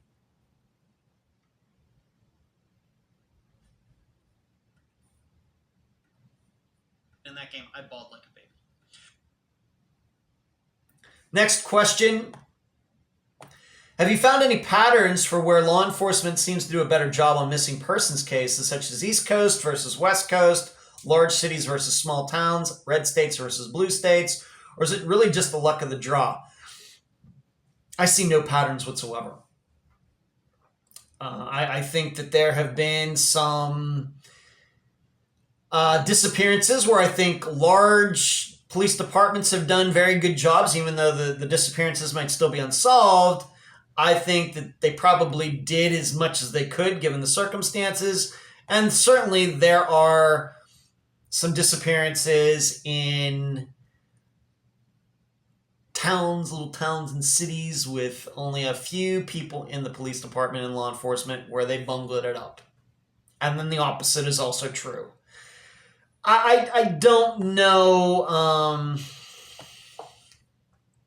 I can't see any patterns. I'm not saying there are no patterns there, but it's, giving red state, blue state, of course, that's a political terminology. I'm not touching that. I see nothing. No patterns whatsoever. I would say there's just a general lack of understanding, a general lack of education, and when that is the situation everywhere, then you're going to get similar results everywhere. There may be that individual investigator here and there, but that has nothing to do, I think, with the atmosphere, the environment of the police department as a whole. I think it's just a special person that you will run into once in a while who takes the time to realize that, you know what, I don't maybe understand all of this and I'm going to educate myself before I get into it. That takes time, but I know that there are police officers who do that. Most of them don't do that. But I don't see any patterns. This is something, it's systemic. It's all over the United States, and everywhere it needs to improve. Officially, I think, the final question, and it's a good one. How do you store data, details of the missing persons in cases you feature? Do you have a system for data retrieval or cross-referencing? It's a combination of things. First of all, everybody should know that I take copious notes. I can go back and get the notes from the first time I ever spoke to Mary Lyle back in August of 2016. I have that doc with everything that I typed out from that conversation with her. I also have all of the notes, even for people who didn't end up being on the program, who maybe decided they didn't want to be interviewed or they flaked on me. I still have all the notes for those conversations as well. Now, do I have some sort of fancy Excel program or anything like that? No. But I have all the notes from those disappearances. And for example, being that Rich McHale was just on the program within the last 2 months, at the beginning of March, he was actually the first episode that came out once I moved over to Spotify. He and I hadn't talked in a while, but we managed to finally come together. His book was coming out. I thought it was a good time to maybe get back in contact with him. He gets to talk about his book, sell some books, come on, be interviewed, and I think that's a great episode. I think it was good timing there. But it was easy to get back into it for me. I mean, he's the one that's been living with this for so long. Me, since I spoke to him the last, maybe in 2018 or something like that, I've covered 100-some disappearances. But it was easy for me to jump back into it. Why? Because I'd taken all of those notes back when we first spoke. I took notes when I spoke to Mark's mother, Maureen, back in the day. I, of course, had my experience talking to my ex-girlfriend. I'm not going to say her name, but she had experience. I had notes from that. So it was easy for me to just kind of start reading again and kind of refreshing my memory. And on top of everything else, as many of the listeners know, my mind goes well with this. As I've said many times, I'm not a very good manager of people. I had a chance to manage a couple 7-Elevens when I worked in Las Vegas. Horrible at it. I have a hard time managing people's own wants and desires and moods and all of those things. I'm not very good at that. I don't think I would be a very good general in the military or anything like that. But you give me a lot of information And I can keep it pretty straight, whether in a file or in my head. And where I'm going with this is, I think the listeners know that, especially like during the live show, that I can recall disappearances and facts. You show me the name of a person, any of these 250 missing people, actually it's more than that, and I can tell you kind of the general idea of what happened. And I might even be able to pick out the exact year that this disappearance occurred. It just kind of sticks with me. Even after 200, of course that's easy to do when you only have 50 disappearances, but when you get to 250, I can still do that. And I even know that when I've spoken to spoken at these colleges, even though I have the PowerPoint presentation that's up on the screen for them all to see, I could do that entire presentation without any notes. And even so, I still, even though I have like examples of disappearances for the man said kind of disappearances, drug plays a role, it's a murder but, and I have names of those disappearances as examples, I can name other ones that aren't even typed in the PowerPoint presentation. I do that all the time. So it's a combination of just keeping good notes when I talk to people and then having a pretty good memory. Now, I'll admit there's some, minute details here and there that I may forget, but they're surely in the notes when I go back to them. For example, recently somebody brought up the disappearance of Juanita Nelson. Of course, know about her disappearance. I remember it. It's from California. It's from some years ago now. But she was going to a different high school because of some behavior problems, and she allegedly was going to school, never made it to school, never seen again. I remember that she had a boyfriend that was pretty shady. There were allegations regarding her father. I didn't end up talking to her father, and I'm going to be honest, I didn't think much of him. But so I can tell all of you that. But one of the things I forgot, there was this issue of that backpack. That she had complained to her grandmother about how her brother emptied out everything from this backpack and took it, and she was really ticked off about that, and she ended up calling her grandmother. The issue, though, was the grandmother never brought this up until years later. This is something that I had forgotten at the time. Could it be important? Maybe. But for just about any disappearance we've covered, I can tell you like the general idea of the disappearance, what seemingly happened on the day of the disappearance, what was going on in that missing person's life. I can remember, did they have an addiction? Did they have any mental health issues? What was going on? I just can pull that stuff right out of my head. Why is that? I don't know. It's just, I would just say that my brain goes well with remembering stuff like that and filing that stuff away. Some people can't do that, but they're all maybe way better at managing people and leading people and inspiring people and all of that. I'm just better with information. So how do you store details? I have my laptops. I have a multitude of external drives that I use so to back up everything so I don't lose anything. All of the MP3 files and GarageBand files that I've made for all the episodes, they're all saved as well on one of these external hard drives that I have are like 1 terabyte in size. Do I have a system for data retrieval?